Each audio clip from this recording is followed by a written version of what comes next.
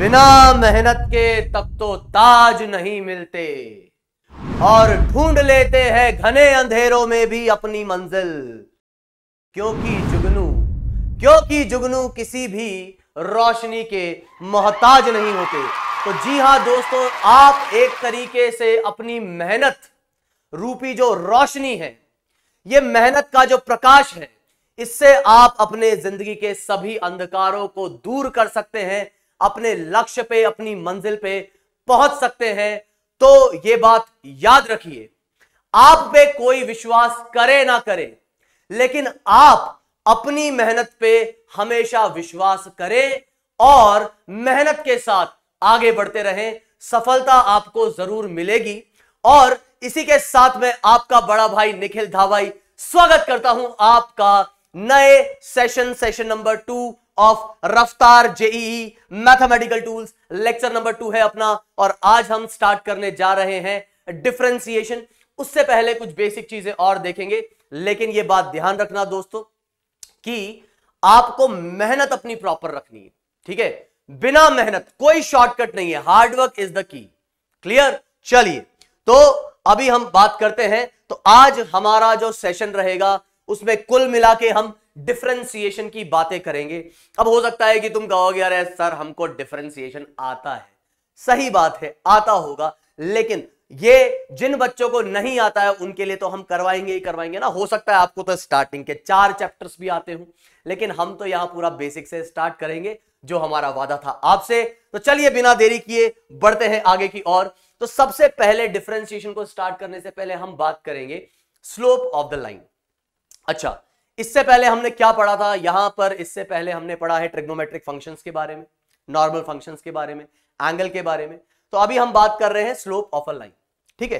तो अगर कोई एक लाइन है और मान लीजिए वो लाइन जो है कैसा एंगल बनाती है? वो बनाती है एक एक्यूट एंगल। क्लियर? वो बनाती है एक एक्यूट एंगल। अब आपको पता है एंगल कहां से मेजर होता है, तो ये एंगल आपका हो गया एक्यूट, इसको मैं कह रहा हूं थीटा। अब लाइन का स्लोप, जनरली जो सिंबल यूज किया जाता है स्लोप के लिए वो होता है m। तो लाइन के स्लोप का क्या मतलब होता है कि tan of angle made by the line with the positive x axis. अब इसको आपको लिखना है तो लिख लेना, क्या? tan of angle made by the positive x axis, मतलब सीधे सीधे m is equal to tan theta. m क्या है यहां पर? m है अपने पास slope of line.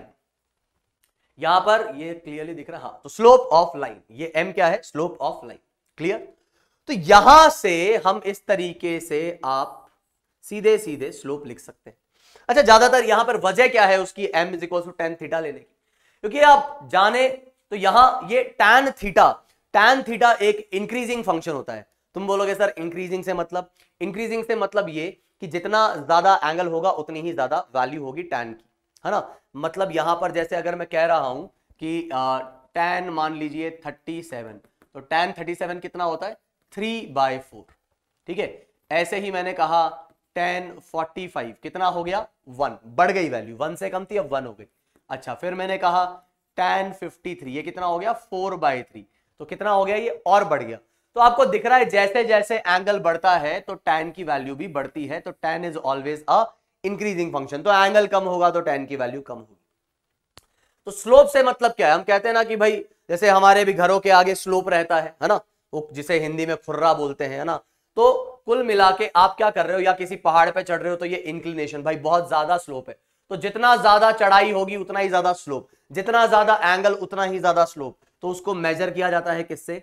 tan theta से, है ना? ये शायद आपको पता होगा। इसी तरीके से अगर कोई लाइन ऑब्ट्यूज एंगल बना रखा हो किसी लाइन ने, मान लीजिए, तो हम इस एंगल की बात करेंगे।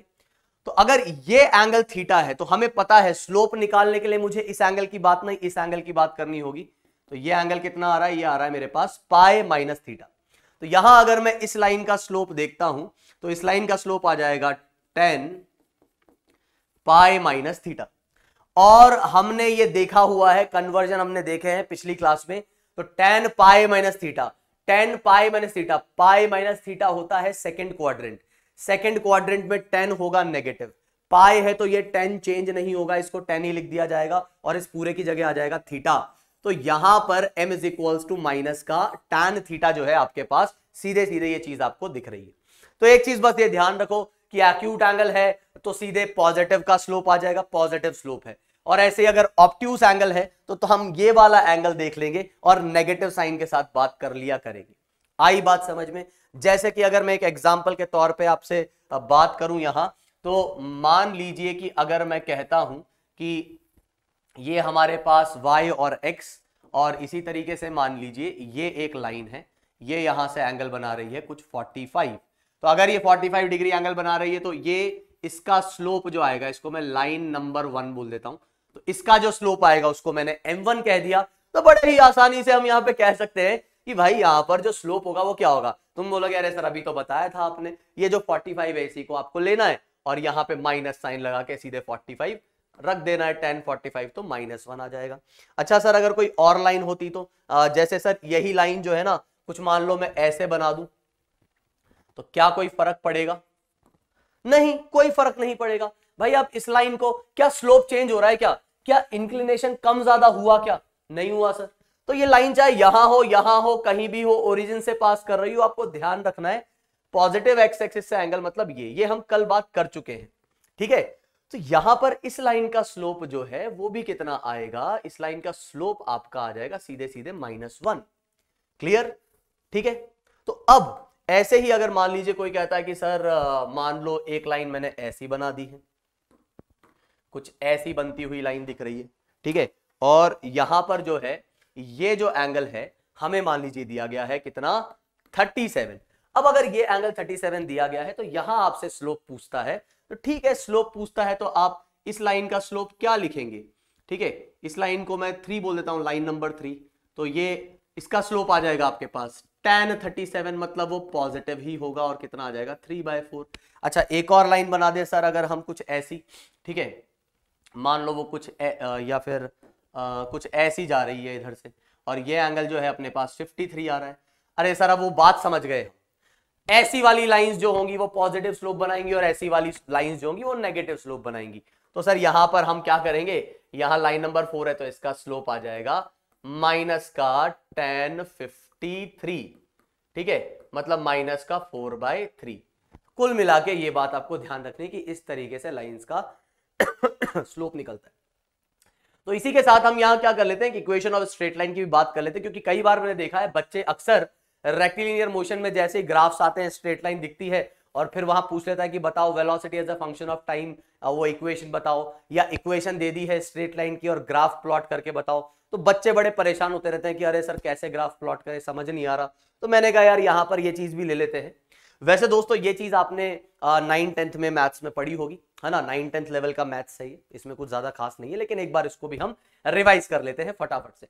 तो इक्वेशन ऑफ स्ट्रेट लाइन, अच्छा इक्वेशन से मतलब क्या होता है? इक्वेशन से मतलब ये होता है कि वहां पर जो भी आपने ये लाइन बनाई, जैसे मान लो ये लाइन है ना, ये अगर लाइन है और ये अपने पास एक्स एक्सिस और ये वाई एक्सिस, तो इसकी इक्वेशन ढूंढने का मतलब ये है कि इस लाइन पे जो भी पॉइंट्स लाई कर रहे हैं उनका कुछ ना कुछ कोऑर्डिनेट होगा। तुम बोलोगे हाँ सर होगा तो सही, तो वो एक्स और वाई में कुछ ना कुछ रिलेशन होगा, कुछ ना कुछ फंक्शन होगा, तो वो फंक्शन को ढूंढना है कि एक्स वाई से किस तरीके से रिलेटेड है, इसी को बोलेंगे इक्वेशन ऑफ लाइन। ठीक है, वो फंक्शन ढूंढना है जिसमें इस लाइन पे लाई करने वाले पॉइंट्स आपस में कैसे रिलेटेड होंगे। तो हो सकता है तुमको लगे सर बात समझ नहीं आ रही, मैं समझा दूंगा भी, टेंशन मत लो। तो सबसे पहले हम बात करते हैं स्लोप इंटरसेप्ट फॉर्म की, और फिर वो बात भी मैं समझा दूंगा जो इससे पहले मैंने कही कि वो रिलेशन वाली बात। ठीक है, अब ध्यान से सुनो। तो मैंने कहा कि भाई साहब अपने पास ये जो है वो एक्स एक्सिस है और ये है वाई एक्सिस। तुमने बोला ठीक है सर, मान लिया। और फिर मैंने कहा कि हमारी एक जो है ये एक लाइन है, ठीक है, ये लाइन है, और यहां पर ये लाइन जो है वो एंगल बना रही है कितना? थीटा, और वाई एक्सिस को जहां पे कट कर रही है उसका कोऑर्डिनेट कितना है? 0 ठीक है, तो इसको क्या बोल रहे हैं हम? Slope intercept form. मतलब इसमें हम इक्वेशन ऑफ लाइन लिखेंगे किस फॉर्म में? स्लोप और इंटरसेप्ट के फॉर्म में। तो ये इक्वेशन ऑफ लाइन जो होती है वो कैसी आती है? वो आती बड़ी आसान सी, कुछ नहीं है, क्या है? y is equals to M X plus C, एकदम बेसिक सा फॉर्मूला है। अच्छा सर m क्या है? m भाई स्लोप है, मतलब आप कहना चाहते हो कि सर m tan थीटा के इक्वल है, और तो क्या, बिल्कुल मैं यही कहना चाहता हूं। अच्छा सर, और c क्या है? c जो है वो y इंटरसेप्ट है। सर y इंटरसेप्ट से मतलब, y इंटरसेप्ट से मतलब यार ये साफ दिख रहा है ना तुमको? हाँ, तो y इंटरसेप्ट से मतलब इसको थोड़ा बड़ा ही लिख देता हूं, पता लगे तुम बोलो सर इतना छोटा छोटा लिख रहे हो, है ना, चीटियों को पढ़ा रहे हो क्या सर। तो c क्या है, y इंटरसेप्ट। तो c है हमारा क्या, y इंटरसेप्ट। तो यहां पर स्लोप तो हम निकाल लेंगे सर, अभी अभी आपने बताया कि कैसे स्लोप निकलता है। सर y इंटरसेप्ट थोड़ा सा और क्लियर कर दो, मतलब आप ऐसा बोल दो कि जहां ये लाइन y एक्सिस को जहां कट करेगी उसका कुछ कोऑर्डिनेट होगा, x कोऑर्डिनेट ऑब्वियसली 0 होगा, y कोऑर्डिनेट कुछ ना कुछ होगा, ये पॉजिटिव ये नेगेटिव। तो जितना भी कट कर रही है, मान लो यहां पे 4 पे कट कर रही है तो इधर 4 आ जाएगी c की वैल्यू, और आपको इक्वेशन कुछ ये मिल जाएगी। ये इक्वेशन हो जाएगी आपकी equation of straight line in slope intercept from slope intercept. अच्छा सर, क्या ये लाइन अगर ओरिजिन से पास कर गई तो वो कोऑर्डिनेट तो 0 हो जाएगा y वाला, हाँ, तो उस केस में इंटरसेप्ट 0 हो जाएगा। सर अगर ये लाइन ऐसा नीचे से पास कर गई तो इंटरसेप्ट नेगेटिव हो जाएगा। ठीक है, अभी समझ में आई बात। अब सुनो, जैसे मैं एग्जाम्पल के तौर पे फटाफट से एक इक्वेशन तुम्हें लिख के देता हूं, ठीक है, और इसको हम समझते हैं कि क्या कहना चाह रहे हैं हम, एग्जैक्टली बात क्या बोलना चाह रहे हैं हम, ठीक है। तो यहां मैंने क्या कहा, मैंने कहा कि भाई साहब अपनी एक लाइन जा रही है कुछ ऐसे, तुमने बोला ओके सर ठीक है एकदम सही, है ना। अब हमने क्या कहा कि ये जो एंगल है ना ये इधर से बन रहा है कितना 45, या चलो 53 ले लेते हैं। कितना ले लिया मैंने 53, ठीक है।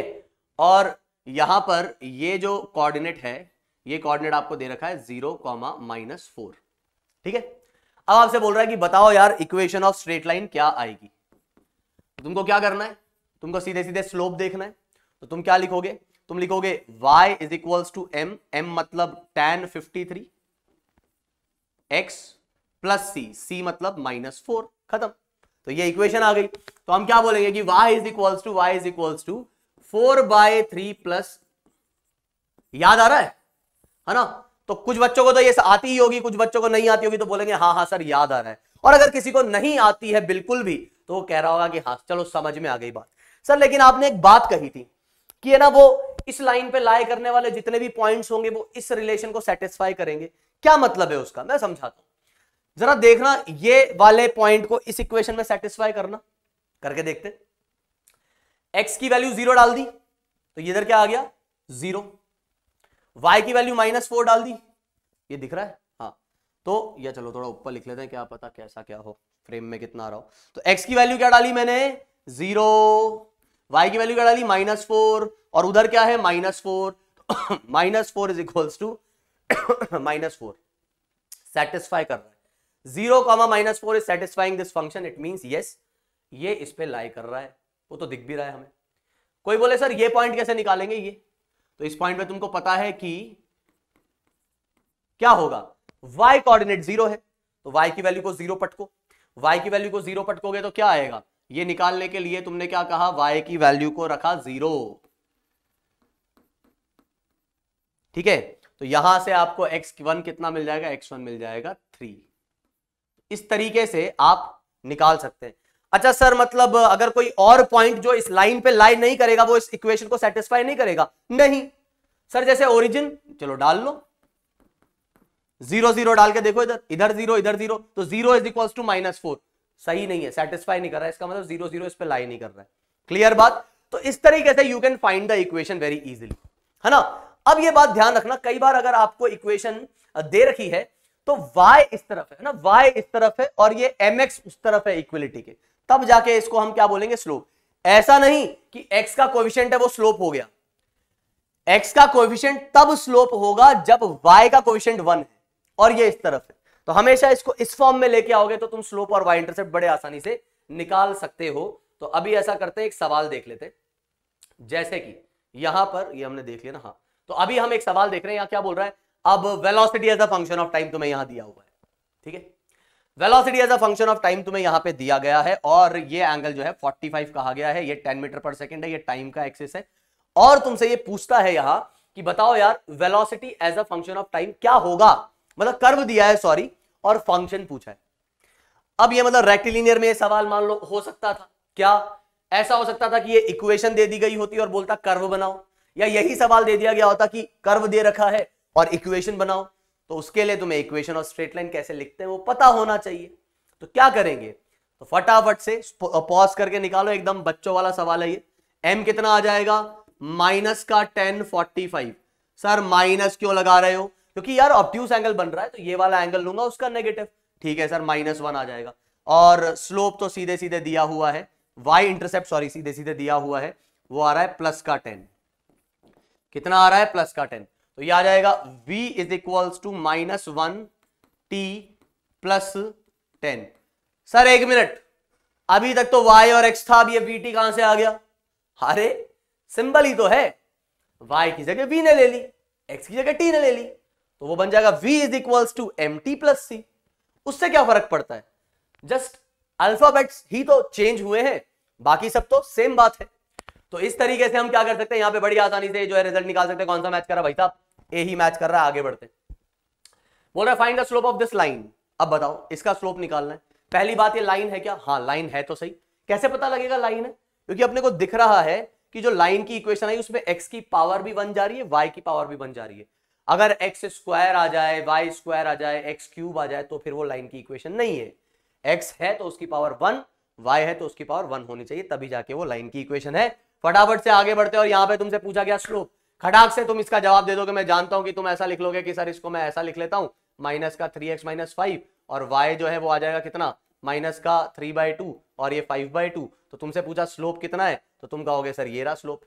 तुमसे पूछा y इंटरसेप्ट कितना है, तो ये रहा माइनस का y इंटरसेप्ट। अच्छा ये लाइन कैसी दिखती होगी देखने में, तो सर ये लाइन जो है ना कुछ ऐसी दिखती होगी कि इसका y इंटरसेप्ट नेगेटिव है। कैसा है इसका y इंटरसेप्ट, नेगेटिव है, और इसका स्लोप जो है वो भी नेगेटिव है। मतलब ये कट करेगी इधर, अब ऐसी नहीं होगी, ऐसा स्लोप तो पॉजिटिव होता है, तो ऐसा बनेगी लाइन। कैसे पता लगा सर, अरे y इंटरसेप्ट नेगेटिव। तुम बोलोगे हाँ हाँ सर y इंटरसेप्ट नेगेटिव, लेकिन ऐसी भी तो जा सकती थी। तो मेरे भाई ऐसी अगर वो लाइन जाती तो स्लोप पॉजिटिव होता, ये स्लोप कैसा है, नेगेटिव है। आई बात समझ में। अच्छा तो सर ये एंगल मैं कितना बताऊंगा यहां पर, या मतलब बस ऐसे ही बना दूंगा मैं, हाँ ऐसे ही बना दो। सर कुछ तो शो करना पड़ेगा, पॉइंट भाई कर दो शो। ये कितना आ जाएगा, 0, -5/2। और सर ये पॉइंट भी शो करवाना हो तो कम से कम 2 पॉइंट्स तो दिखाऊं। हाँ दिखा दो भाई कहां कट कर रहा है, बट कैसे निकालूंगा यार, x की वैल्यू को क्या रख, सॉरी y की वैल्यू को क्या रख दोगे, y की वैल्यू को 0 उठा के पटक दो।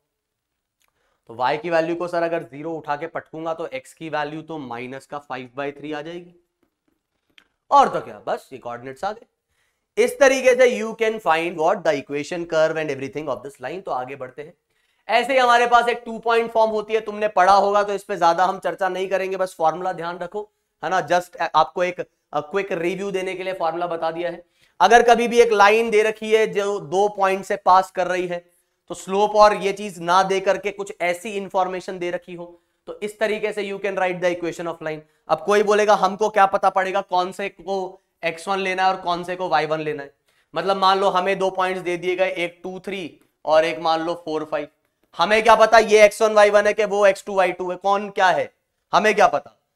तो भाई उससे कोई फर्क नहीं पड़ता, तुम चाहे इस इक्वेशन को इस फॉर्म में भी लिख लोगे तो भी रिजल्ट सेम ही आएगा। y1 की जगह y2 ले लो,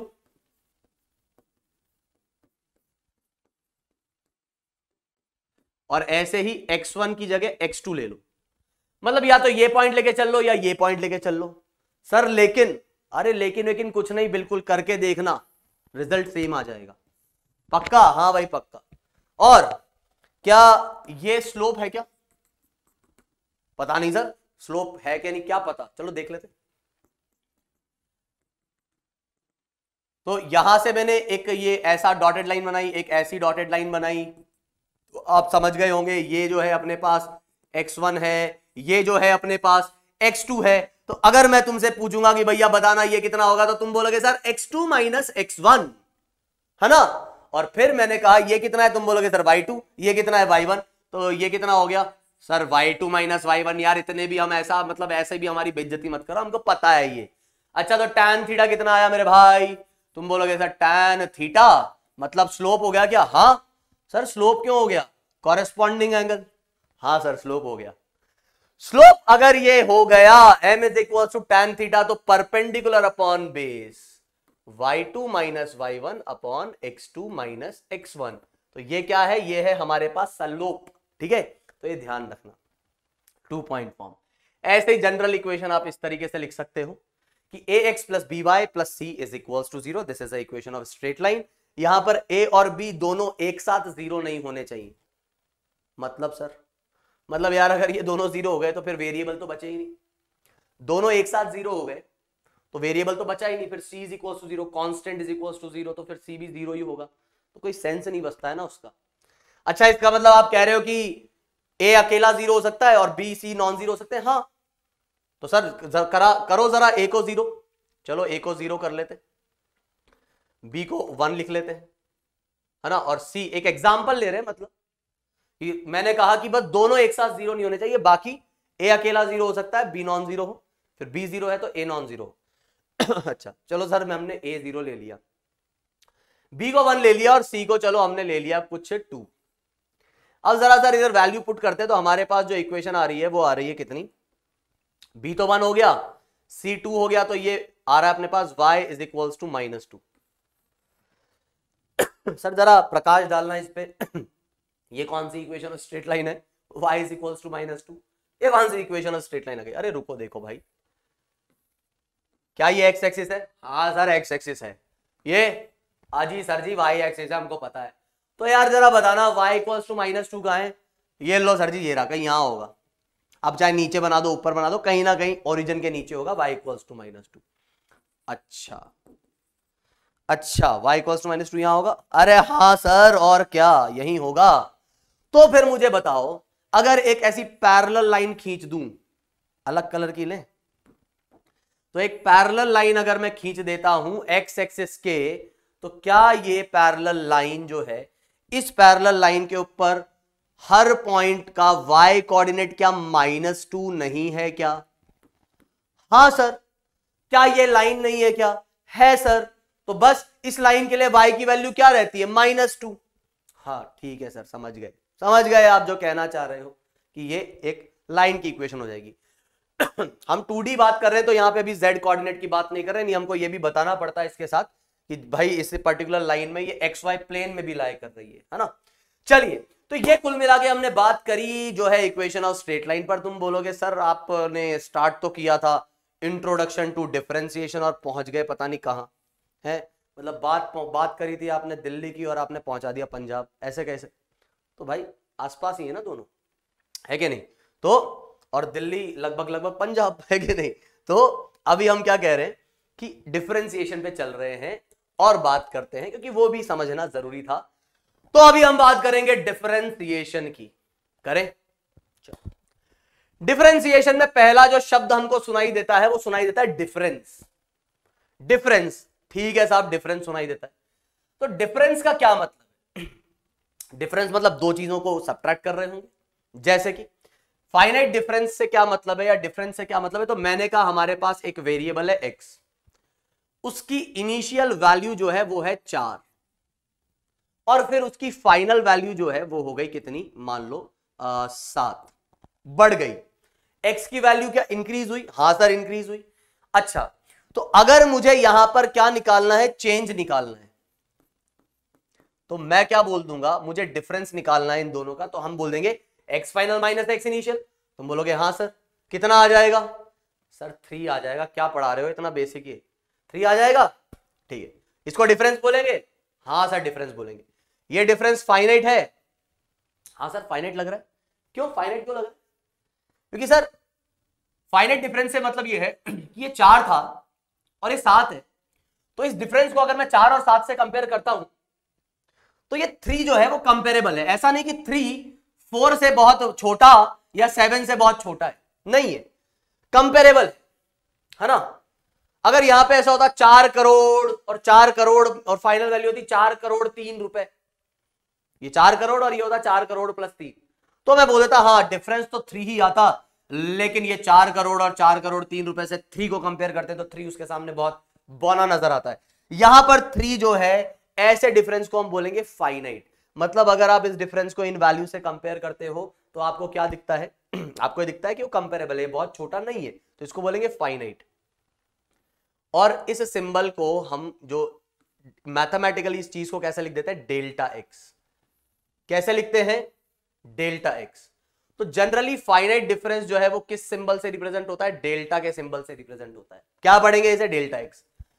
अच्छा, तो सर इसका मतलब अगर मैं ऐसा कहता हूं डेल्टा वाई, तो क्या आप ये कहना चाहते हो कि डेल्टा वाई का मतलब Y final minus Y initial होगा?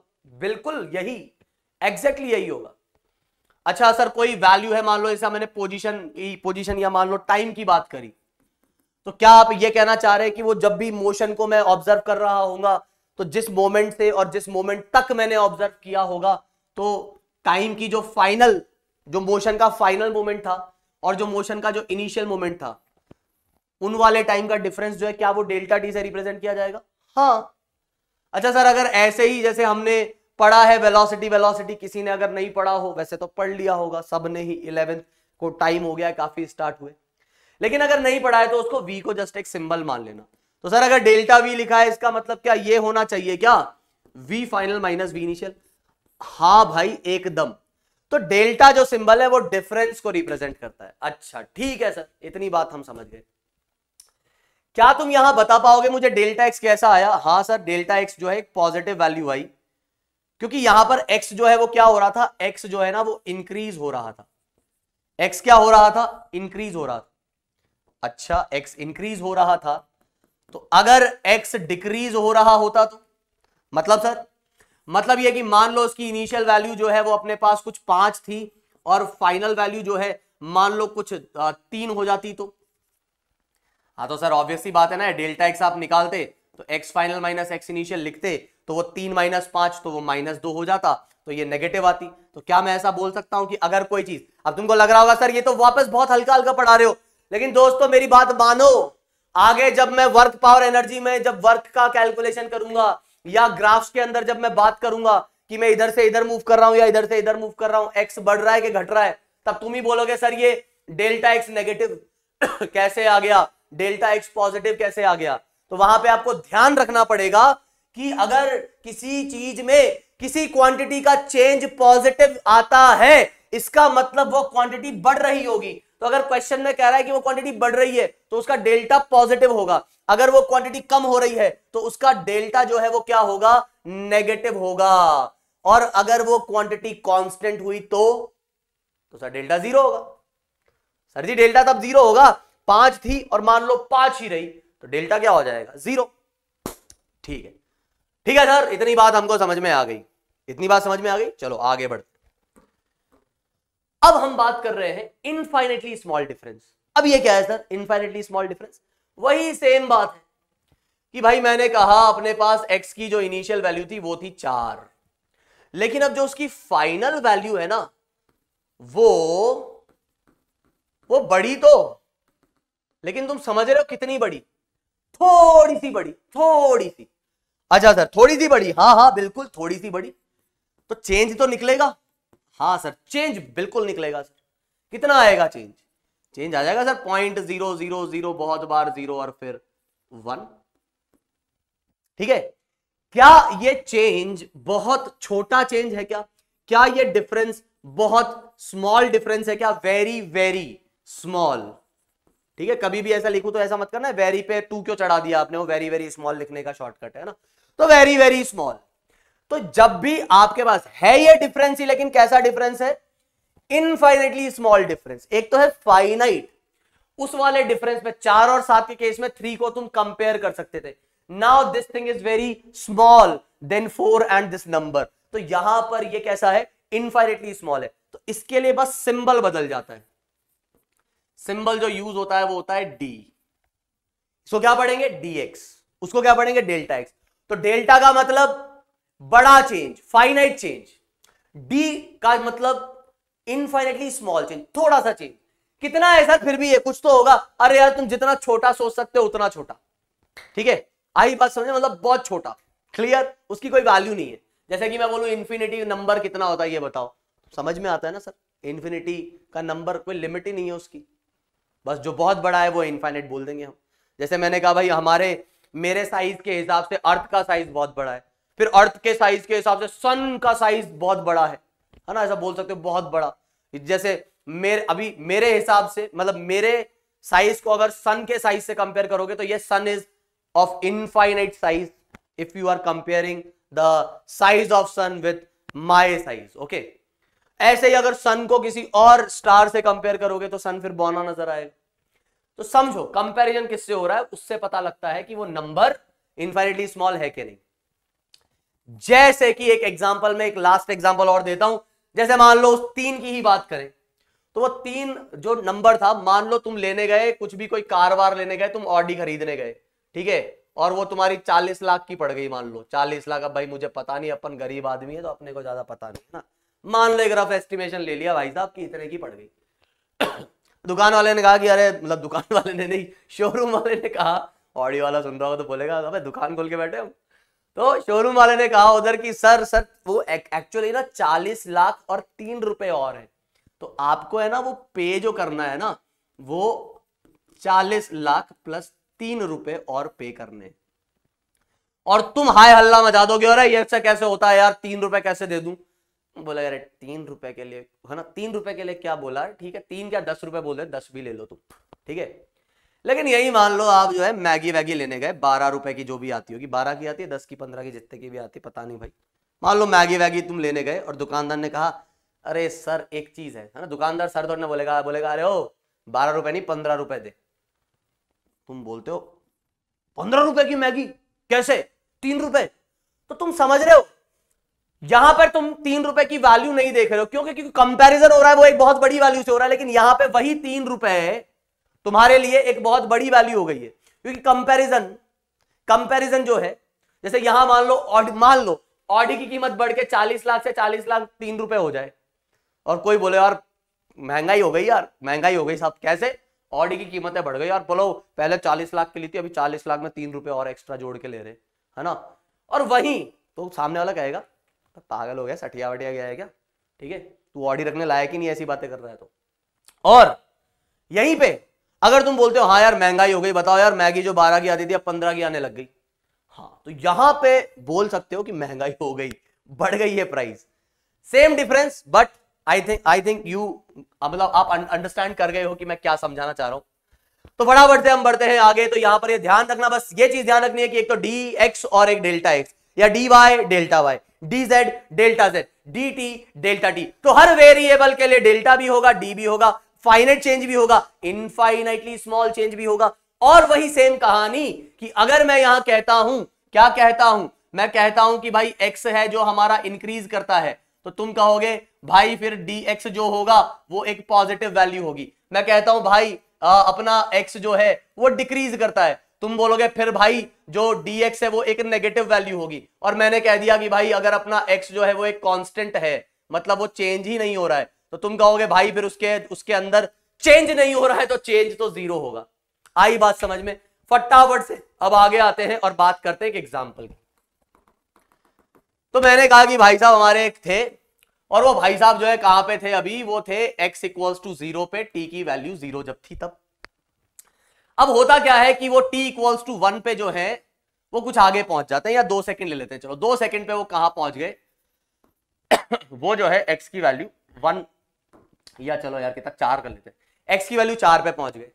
ऐसे ही फिर अगले 2 सेकंड बाद, अगले दो सेकंड बाद उनकी जो पोजीशन थी वो x इक्वल्स टू 10 आ गई।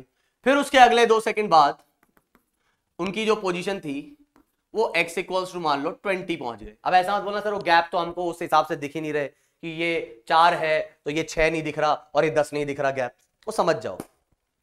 तो आप यहां पे समझो कि अगर मैं इस टाइम इंटरवल की बात करता हूं, मतलब अगर मैं बात करता हूं 0 से 2 की, तो मुझसे अगर कोई पूछे कि बताना यार डेल्टा x कितना है, तो तुम बोलोगे सर डेल्टा x जो है 4 है यहां पर। अच्छा, और डेल्टा t कितना है? सर डेल्टा t जो है वो तो 2 ही है। अच्छा, फिर किसी ने कहा अच्छा यार 2 से 4 के लिए, 2 से 4 के लिए यहां पर डेल्टा x कितना है? 2 सेकंड से 4 सेकंड के, तो डेल्टा x जो आ जाएगा वो सर 6 आ जाएगा, मीटर में ले लो।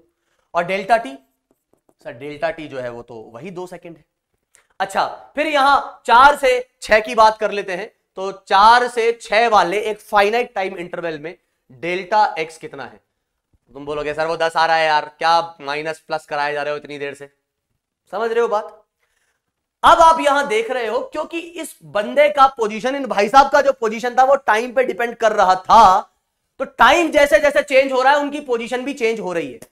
और उस चेंज को अगर मैं टाइम के साथ कंपेयर करूं, क्योंकि यहां पर वो हर 2 सेकंड में कुछ चल रहे हैं और उनके चलने का जो रेट है वो क्या बढ़ता नहीं जा रहा क्या? सर बढ़ता नहीं जा रहा से मतलब कौन सा बढ़ता? बैंगन का बढ़ता है ना। कहता गंदा सड़ा जोक मारा मैंने, वापस लेता हूं, मैं शब्द अपने वापस लेता हूं, इस पे कंसंट्रेट करे। तो मैंने कहा कि पहले 2 सेकंड में ये चला कितना 4, अगले में चला 6, भाई साहब तेज चल रहा है, फिर अगले में 2 सेकंड में 10 चल गया, 10 और चल गया और तेज चल रहा है, तो चलने का रेट हो गया ये। अपनी पोजीशन को वो बदल रहा था, तो पोजीशन को बदलने का रेट मतलब किसके रेस्पेक्ट में देख रहे हो आप?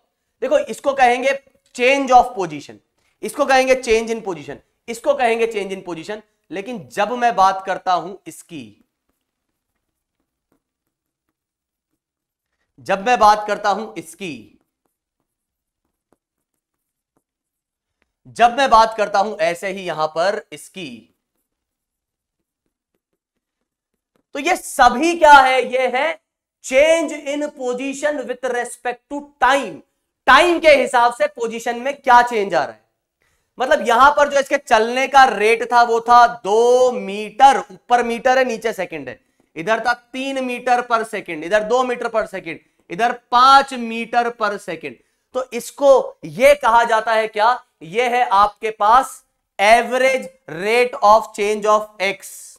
क्या बोल रहे हैं इसको? Average rate of change of X with respect to time. मतलब और कुछ खास नहीं, एक्स में चेंज आ रहा था तो वो एक्स में चेंज टाइम के रेस्पेक्ट में कितना आ रहा है। सिर्फ एक्स के चेंज को कंपेयर नहीं कर रहा, कितने टाइम में हो रहा है वो भी इंपॉर्टेंट है, तो वो मैं देख रहा हूं। It is not only change in x, it is rate of change of x. तो कई बार अगर आपको बताया नहीं गया है किसके रेस्पेक्ट में, जैसे मैंने यहां पे बता दिया टाइम के रेस्पेक्ट में, तो ऑटोमेटिकली समझ जाना है कि वो टाइम के रेस्पेक्ट में ही बातें हो रही हैं। अगर मैं सिर्फ इसको इतना लिख दूं average rate of change of x, तो भी ये बात सही है क्या कि वो टाइम के रेस्पेक्ट में ही बात हो रही है।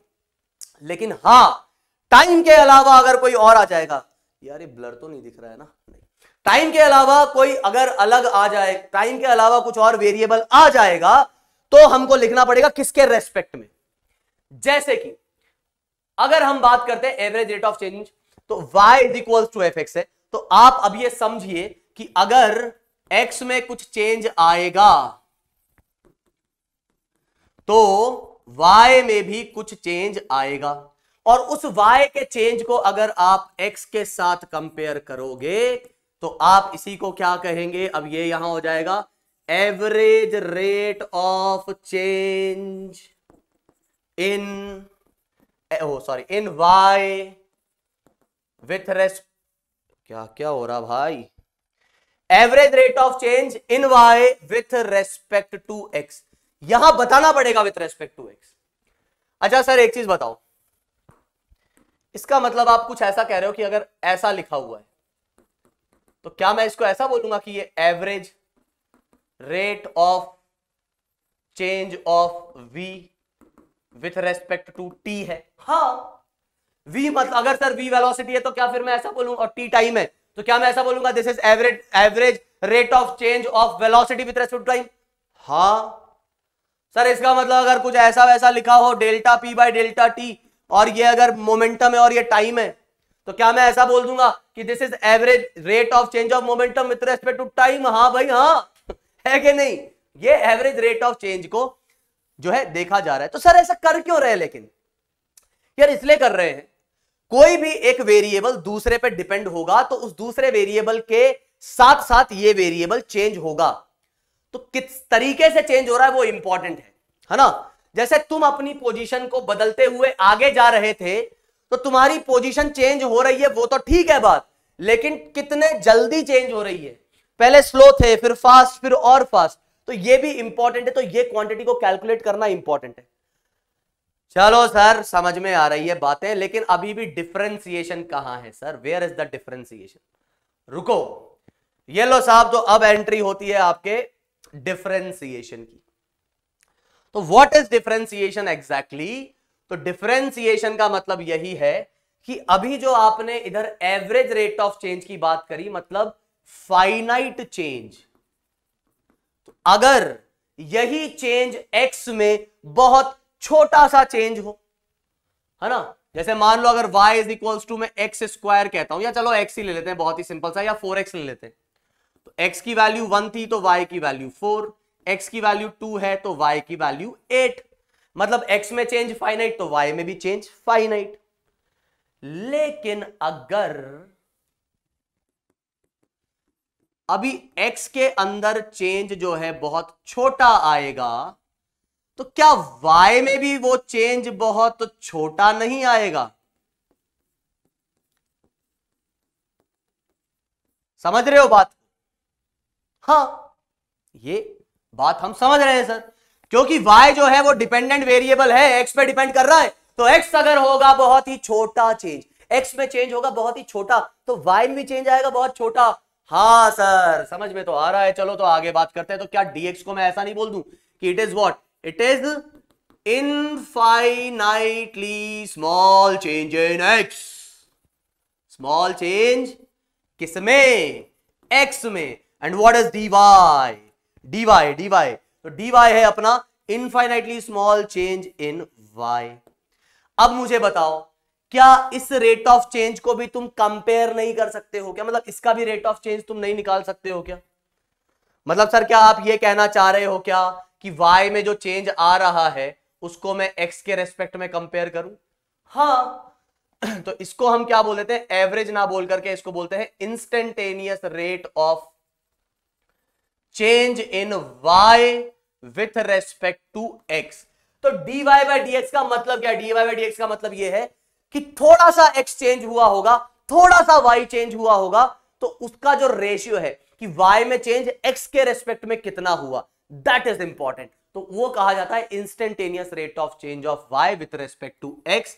या फिर यहां पर इसको हम क्या बोलेंगे? इसको हम बोलेंगे differentiation of y with respect to x। क्या बोला सर? क्या बोला? डिफरेंशिएशन। हाँ यही तो डिफरेंशिएशन है। तो ये जो dy बाय dx है इसी को क्या बोलते हैं हम? Differentiation of y with respect to x। और भी कुछ कहते हैं क्या? हाँ, डेरिवेटिव। क्या?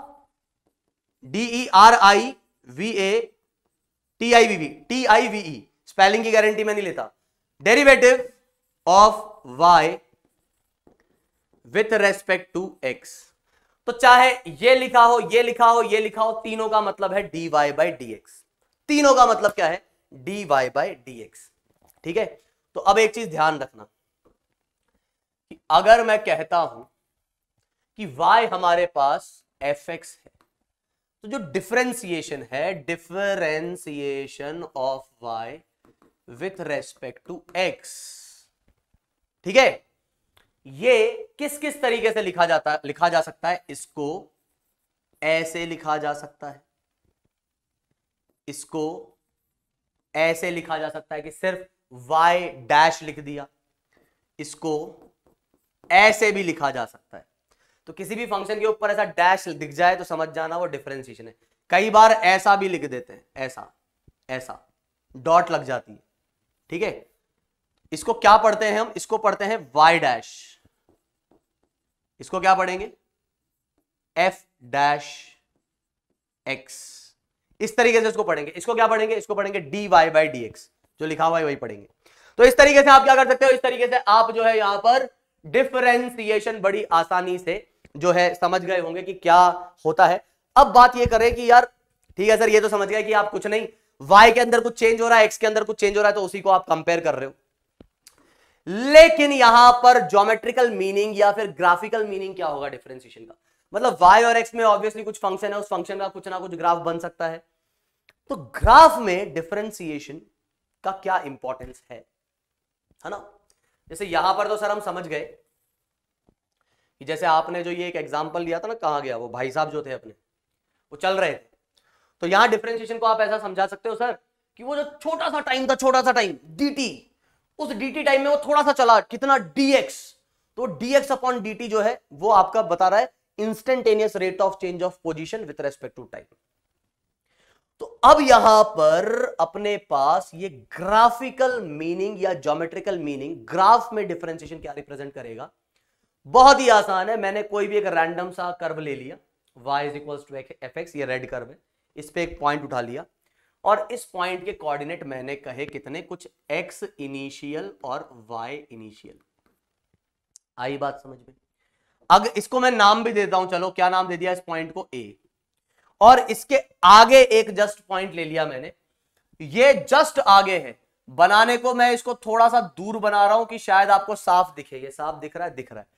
इस पॉइंट को मैंने थोड़ा सा दूर बनाया, थोड़ा सा दूर बनाया, लेकिन आप समझो कि ये पॉइंट B जो है, ये B एकदम नजदीक है इसके। सर कितना नजदीक? जितना नजदीक तुम सोच सकते हो, मतलब उसके जस्ट पास। ठीक है सर, तो यहां B के कोऑर्डिनेट को मैंने कह दिया कुछ x फाइनल और ये y फाइनल। अब अगर यहां मैं तुमसे पूछूं कि यार इधर से है ना, एक हम क्या करते हैं, डॉटेड लाइन डालते हैं ऐसे, ये ठीक है, ऐसे ही इधर से ये, तो B से भी डाली और इससे भी डाली, तो समझना क्या ये वाला पहला वाला x इनिशियल होगा? अबे तू इतना पतला कैसे हो गया, तेरे को खिलाया पिलाया नहीं किसी ने कुछ?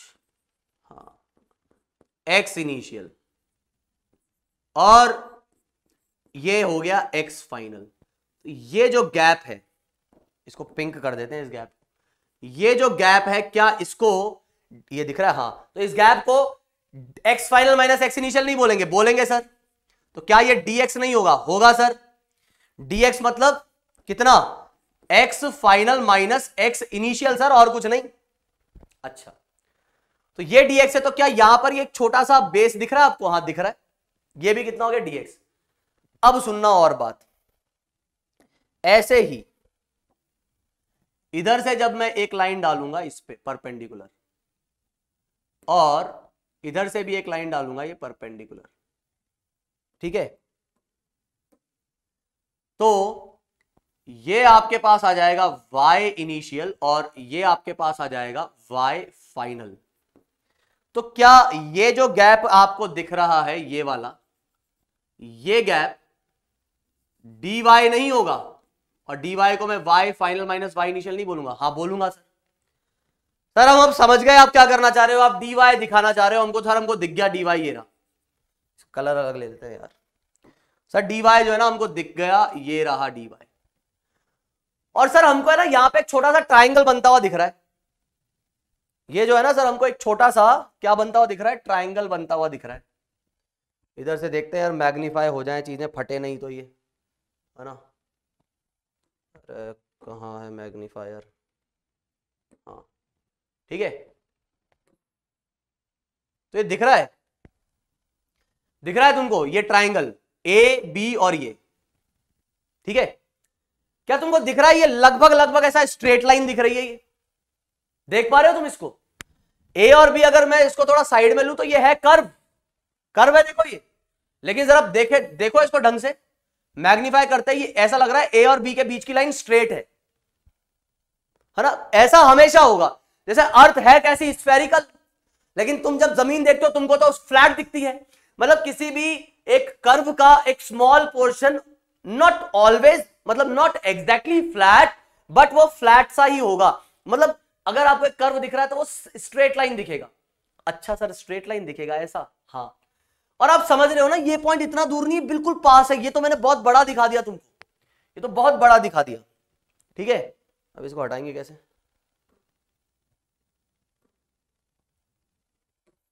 ये हटेगा कैसे? अच्छा ऐसा, ठीक है। तो ये तो मैंने तुम्हें बहुत बड़ा करके दिखा दिया। अब इस बात को समझना कि अगर मैं यहां से एक टैंजेंट ड्रॉ करवाता हूं, किधर से? ए पॉइंट से। क्या टैंजेंट? ए पॉइंट से मैंने एक टैंजेंट ड्रॉ करवा दी, ठीक है। अब इसको टैंजेंट बनाते हैं, इसकी यार बन गई रे टैंजेंट। ओहो नहीं बनेगी, रुको।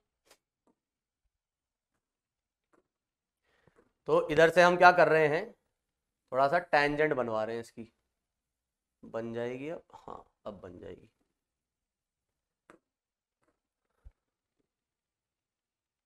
तो ए पॉइंट पे ये टेंजेंट बना दी मैंने। ये जो आसमानी लाइन जाते हुए दिख रही है तुमको, ये क्या हो गई, टेंजेंट हो गई। थोड़ा सा इसको मैग्नीफाई करके दिखाता हूं, ठीक है। अब तुम बोलोगे सर ये तो यार ऐसा लग रहा है जैसे ए और बी दोनों से पास करिए। हाँ सर, लेकिन टेंजेंट तो हमने पढ़ा एक पॉइंट से पास करते, वो भाई फर्जी डेफिनेशन।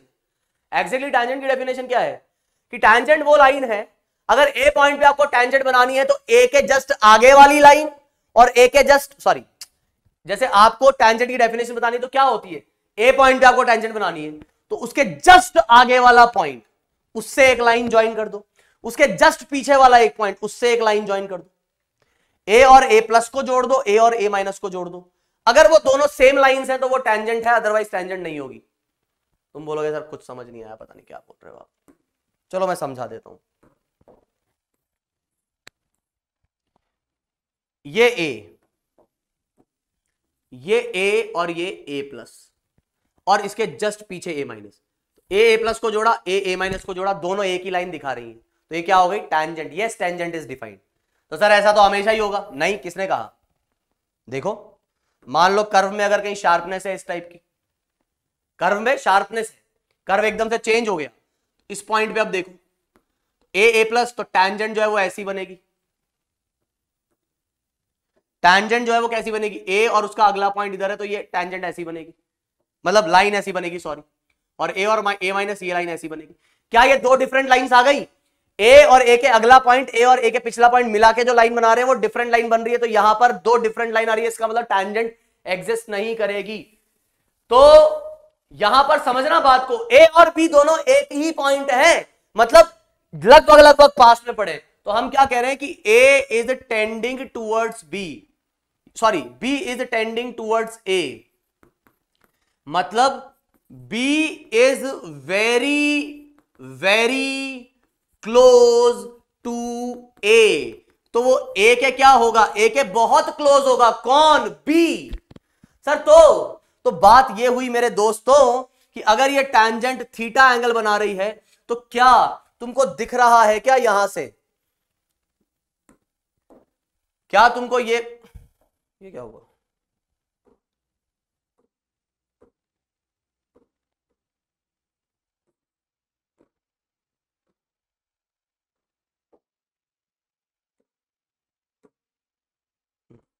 तो क्या तुमको ये दिख रहा है कि यहां पर ये वाली जो एंगल बनेगा, ये एक ट्राइंगल दिख रहा है ना, राइट एंगल ट्राइंगल, तो ये ट्राइंगल में ये एंगल भी थीटा आएगा, ये एंगल भी कितना आएगा, ये एंगल भी आएगा थीटा। तो इस ट्राइंगल को मैं क्या कर रहा हूं, यहां पे बना देता हूं, ठीक है। तो ये ट्राइंगल आपको दिख रहा है इधर ऐसा, ये ए, ये बी, ये आपके पास जो है वो है dx और ये आपके पास क्या है dy और ये एंगल है थीटा। तो अब मैंने आपसे पूछा कि बताओ tan थीटा क्या होगा, तो तुम कहोगे सर tan थीटा होगा आपका dy by dx, tan theta dy by dx होगा कि नहीं होगा, सर होगा tan थीटा। तो यहां से tan थीटा क्या है, tan थीटा जो है इस टेंजेंट का स्लोप है, tan थीटा क्या है, tan थीटा है इस टेंजेंट का स्लोप। तो मैंने कहा अगर आप इस ट्राइंगल से dy बाय dx लिखते हो परपेंडिकुलर अपॉन बेस, तो वो tan थीटा के इक्वल होगा और ये क्या आ जाएगा, slope of tangent. So this is the graphical meaning of what, differentiation. किसी भी ग्राफ में डिफरेंशिएशन जो होता है वो क्या रिप्रेजेंट करता है, स्लोप ऑफ टेंजेंट। समझ में आ गई होगी बात। टाइम कितना है, चलो अभी तो है टाइम। तो ये हमने बात कर ली किसकी, ग्राफिकल मीनिंग ऑफ डिफरेंशिएशन की। अब थोड़ा आगे बढ़ते हैं, है ना। तो यहां हम क्या कह रहे हैं कि यहां हमें एक कर्व दे रखा है, बोल रहा है find the value of dy by dx, मतलब ये कर्व में यहां पे y और ये कर्व में x, किन किन पॉइंट्स पर, a b and c, a ये रहा, b ये रहा, c ये रहा। एक कर्व है कुछ ऐसा जाके ऐसा जा रहा है और हमें a b और c पे dy बाई dx की वैल्यू निकालनी है इस कर्व में। ये a पे टैंजेंट आपको दिखा रखी है, c पे टैंजेंट आपको दिखा रखी है और b जो है वो मैक्सिमम वाला पॉइंट है, b मैक्सिमम वाला पॉइंट है। इसका मतलब ये हो गया कि अगर आप यहां पे टेंजेंट बनाने की कोशिश करोगे तो वो कुछ ऐसी पैरेलल टू एक्स एक्सिस बन जाएगी, है ना। वो बनी नहीं खैर, लेकिन बात को समझना कि वो कैसी बन जाएगी, पैरेलल टू एक्स एक्सिस, ठीक है। तो ये टेंजेंट जो है वो पैरेलल टू एक्स एक्सिस आ जाएगी। अब आपको क्या बताना है कि dy बाई डी एक्स की वैल्यू क्या है, फटाफट से आप बताओ वीडियो को पॉज करके, बहुत ही आसान। तो ए पॉइंट पर पहले पूछ रहा है बी पॉइंट पर, तो बी पॉइंट पे देखते हैं, बोल रहा है बी पॉइंट पे dy बाई डी एक्स की वैल्यू 0 है। क्या बी पॉइंट पे जो लाइन है वो 0 डिग्री एंगल नहीं बना रही क्या एक्स एक्सिस से? सर लेकिन आप एंगल क्यों देख रहे हो? क्योंकि मुझे dy बाई डी एक्स निकालना है तो मुझे क्या देखना पड़ेगा, मुझे स्लोप देखना पड़ेगा जो कि 0 आएगा, क्योंकि एंगल कितना है 0 डिग्री। तो लाइन का स्लोप कितना है 0, तो बिल्कुल ये आंसर सही है। ए पॉइंट पे अगर आप देखोगे तो टेंजेंट कैसा एंगल बना रही है, टेंजेंट जो है वो एक्यूट एंगल बना रही है, और आप जानते हो कि इसका जो स्लोप आएगा वो कितना आ जाएगा, वो आ जाएगा tan 37, tan 37 इसका मतलब 3/4।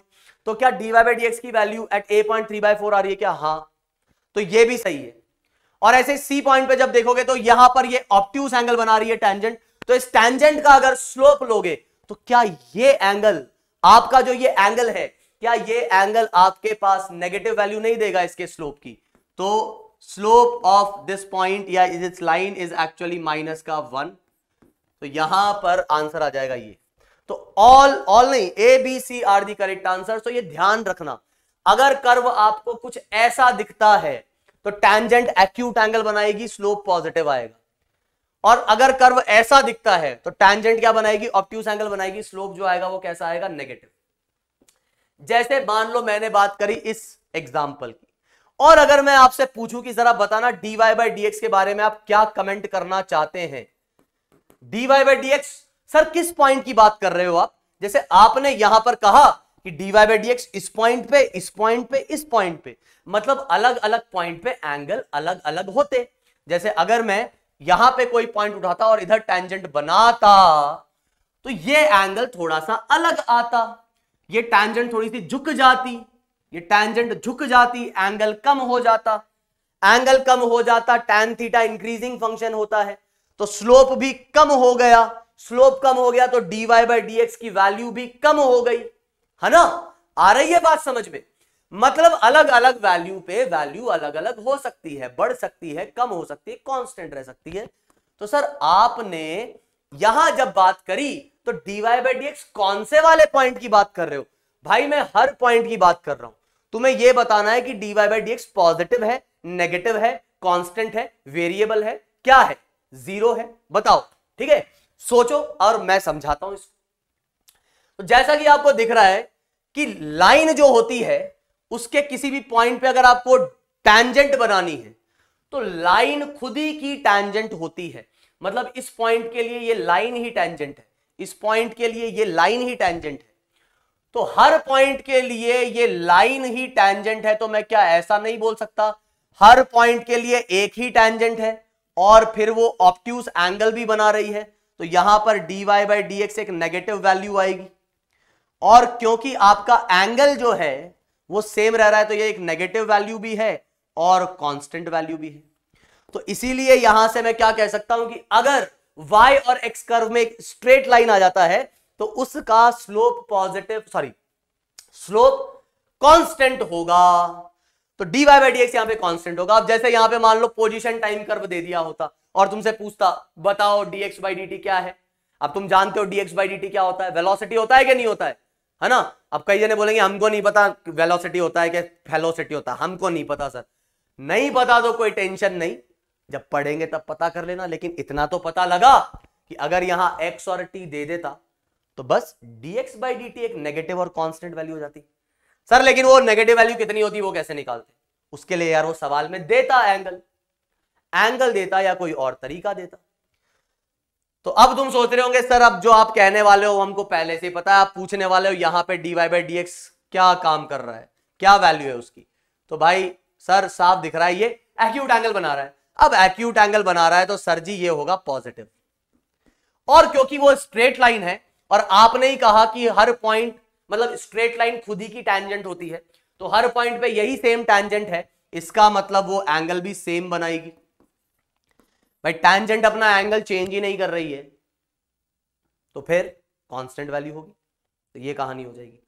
अच्छा सर, तो फिर यहां पर एक सवाल हम, अच्छा सवाल लेते हैं ना, एक सवाल लेते हैं। सवाल हमको क्या कह रहा है यहां पे, choose the correct statement for the given curve. XT curve दे रखा है, लो साहब एक्सटी कर्व, मान लो आपका रेक्टिलिनियर का सवाल है और उसमें आपको पोजीशन टाइम कर्व दे रखा है। अब जिनको रेक्टिलिनियर की बिल्कुल हवा नहीं है वो बस ये देखो भाई एक्स है और टी है, जिन्होंने पढ़ा है थोड़ा बहुत, है ना। अच्छा यार कमेंट सेक्शन में थोड़ा बता देना कि तुमको रेक्टिलिनियर के थोड़े से ये वेलोसिटी क्या होती है, एक्सेलरेशन क्या होता है, ये पता है कि नहीं, है ना। थोड़ा सा बता देना जिससे कि आइडिया लग जाए।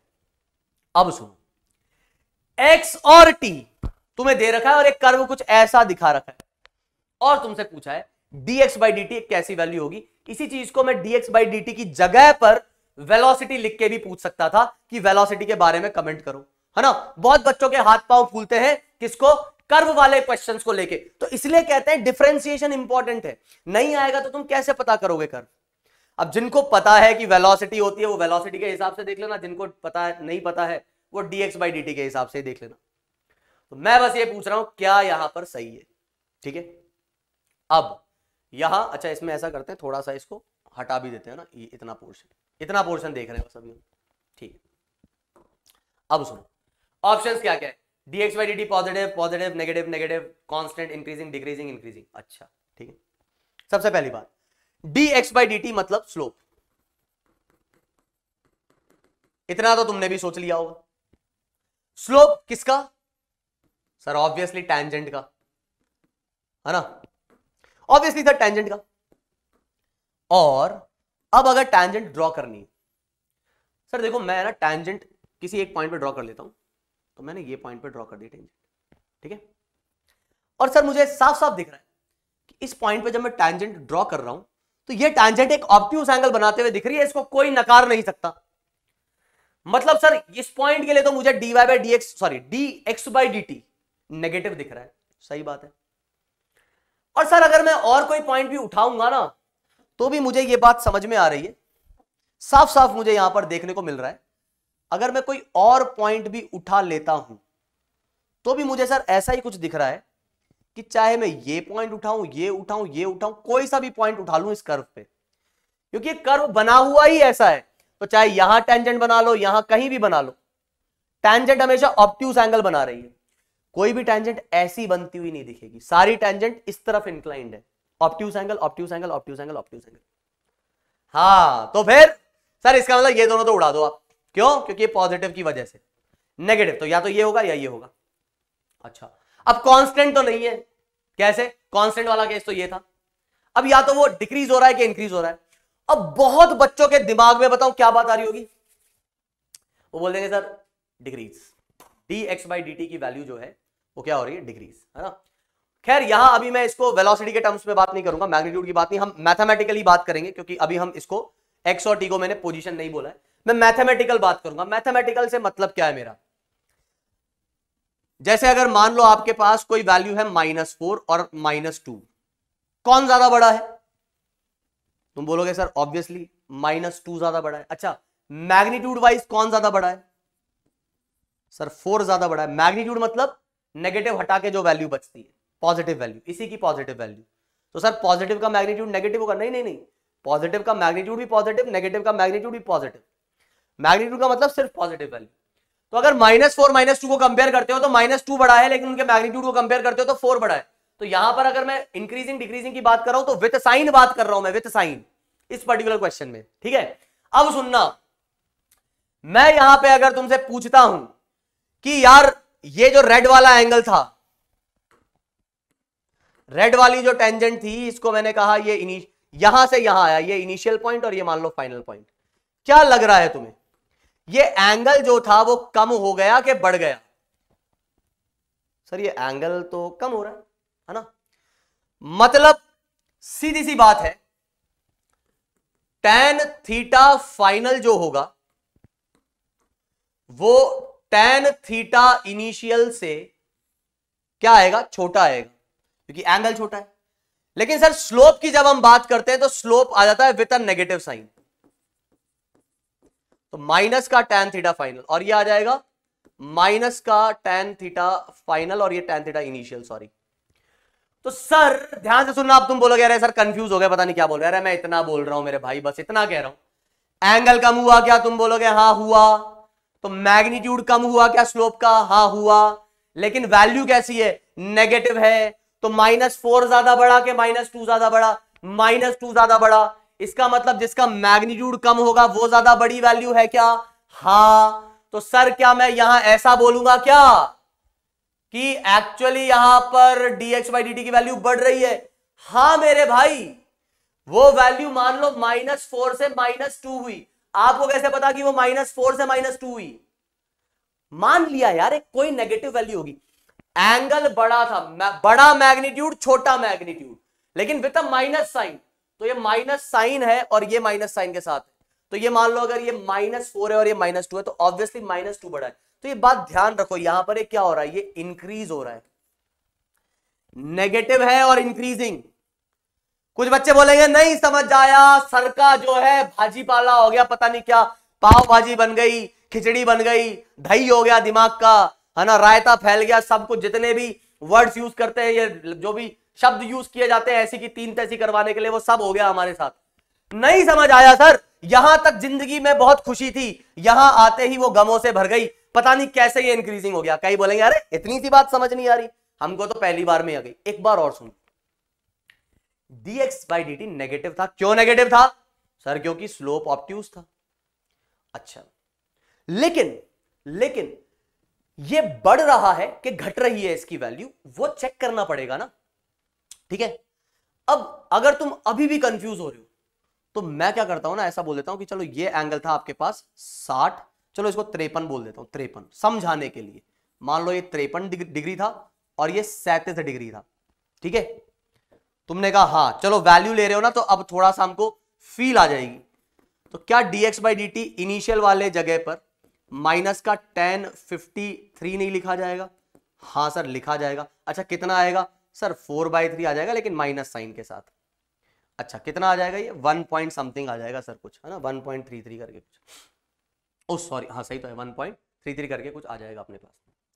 ऐसे ही सर dx/dt अगर मैं देखता हूं ना इस फाइनल वाले पॉइंट पे, तो मान लो वो एंगल अगर 37 था तो ये आ जाएगा माइनस का 3/4, मतलब 1 से छोटा आ गया, है ना। तो ये लगभग अपने पास 0.7 समथिंग कुछ आ गया, माइनस का 0.7, माइनस का 1 पॉइंट समथिंग और माइनस का 0.7, कौन सी वैल्यू ज्यादा बड़ी है? Obviously -0.7 is more. तो बड़ी ना वैल्यू, तो वही तो मैं कह रहा हूं इंक्रीजिंग। क्या दिक्कत है? आई बात समझ में? तो ये ध्यान रखना, ठीक है, क्लियर। तो अब हम बढ़ते हैं आगे और बात करते हैं इस कर्व की। इस कर्व को अगर मैं देखता हूं तो अब सुनो कहानी पूरी। इस पॉइंट को बोला मैंने ए, इस पॉइंट को मैंने बोला बी, इस पॉइंट को मैंने बोला सी। ये पॉइंट है मेरा ए, ये पॉइंट है मेरा बी और ये पॉइंट है मेरा सी। और इसके मैंने कर लिए दो हिस्से इस पूरे स्क्रीन के। और अब मैं बात करने जा रहा हूं ए से बी। ए बी पे क्या दिख रहा है? तो देखो सबसे पहले dy/dx आपका 0 है एट बी, इसमें कोई तकलीफ आपको नहीं होनी चाहिए। dy/dx आपका नेगेटिव है, कहां पर? या इसको इधर लिख लेता हूं, at B dy/dx is 0 and between a to b, a से लेकर b तक, मिट जा, b को इंक्लूड नहीं किया, a से लेकर b तक टैंजेंट बनाओगे कैसी आएगी? ऑब्ट्यूज एंगल बनेगा। और क्या दिख रहा है क्या तुमको? टैंजेंट बनाओगे तो वो टैंजेंट बैठते जा रही है, ऐसे लेटते जा रही है टैंजेंट, देखो ऐसे ऐसे ऐसे ऐसे ऐसे ऐसे, दिख रहा है? नहीं दिख रहा सर। अरे देखो ना, देखो ये टैंजेंट बनी, अच्छा ठीक है सर, यहां टैंजेंट बनाऊं, ये देखो और लेट गई, ऐसे बैठ गई, इधर बनाऊं, ये और लेट गई, पहले इतनी थी फिर ऐसे हो गई फिर ऐसे हो गई, तो एंगल कम होता जा रहा है। सर मतलब आप वही अभी कथा गाओगे, एंगल कम मतलब tan थीटा की वैल्यू कम हो रही है, मैग्नीट्यूड कम हो रहा है, लेकिन क्योंकि नेगेटिव है तो नेगेटिव वैल्यूज का अगर मैग्नीट्यूड कम हो रहा है इसका मतलब वो बढ़ रही है। तो सर हम समझ गए, अब ज्यादा है ना और टाइम वेस्ट मत करना, हम समझ गए कि ये इंक्रीज हो रहा है। ऐसे ही अगर मैं यहां पे बात करता हूं कहां से कहां की, बी से सी की। देखो यार दोस्तों ये इंपॉर्टेंट क्यों है? क्योंकि कर्व का रीडिंग आपके आगे तक काम में आएगा और स्लोप आपको जगह जगह पर काम में आएगा। तो बी से सी के लिए अब बताओ, सर यार अब बी से सी के लिए देखो, हमको जो दिख रहा है ना वो ये दिख रहा है कि टैंजेंट जो है वो बनाएगी एक्यूट एंगल। ठीक है, टैंजेंट ने बनाया एक्यूट एंगल, मतलब ये आ गया आपके पास पॉजिटिव। और सर अगर मैं यहां पर देखूं तो ये वाला पॉइंट पे बी के जस्ट बाद एक्यूट है, इसके बाद भी एक्यूट है, लेकिन साफ दिख रहा है कि टैंजेंट ऐसा एंगल बढ़ाते जा रही है। पहले इतना लेटी हुई थी, फिर और ज्यादा इंक्लाइंड हो गई, फिर और ज्यादा इंक्लाइंड हो गई। तो अगर कर्व ऐसा जा रहा है, देखो कर्व कैसे जा रहा है ऐसा, तो मेरे हाथ का इंक्लिनेशन भी देखो ना बढ़ रहा है। इधर अगर तुम देखोगे तो मेरा हाथ ऐसा लेट रहा है, पहले ऐसे इंक्लाइंड था, फिर वो ऐसा हुआ ऐसा हुआ ऐसा हुआ, तो इंक्लिनेशन बैठ रहा है। इधर क्या हो रहा है, इंक्लिनेशन बढ़ रहा है, एंगल बढ़ रहा है। सर इस बार तो ये पॉजिटिव है, एंगल बढ़ेगा। आपने ही कहा था टैन जो है वो इंक्रीजिंग होता है। सर यहां पर आप ही कह रहे हो कि D Y by D X tan theta, और थीटा जो है वो बढ़ रहा है, टैन थीटा बढ़ेगा, थीटा बढ़ेगा तो टैन थीटा बढ़ेगा, और टैन थीटा अगर बढ़ेगा तो इसका मतलब D Y by D X बढ़ेगा। तो सर प्लीज प्लीज इस बार आप ऐसा मत कहना कि ये कम हो रहा है। हमको तो ये दिख रहा है कि बी से सी के बीच में भी D Y by D X जो आ रहा है वो पॉजिटिव है, साथ ही साथ इंक्रीजिंग है। तो सर क्या मैं रट लूं क्या ये बात? कौन सी बात?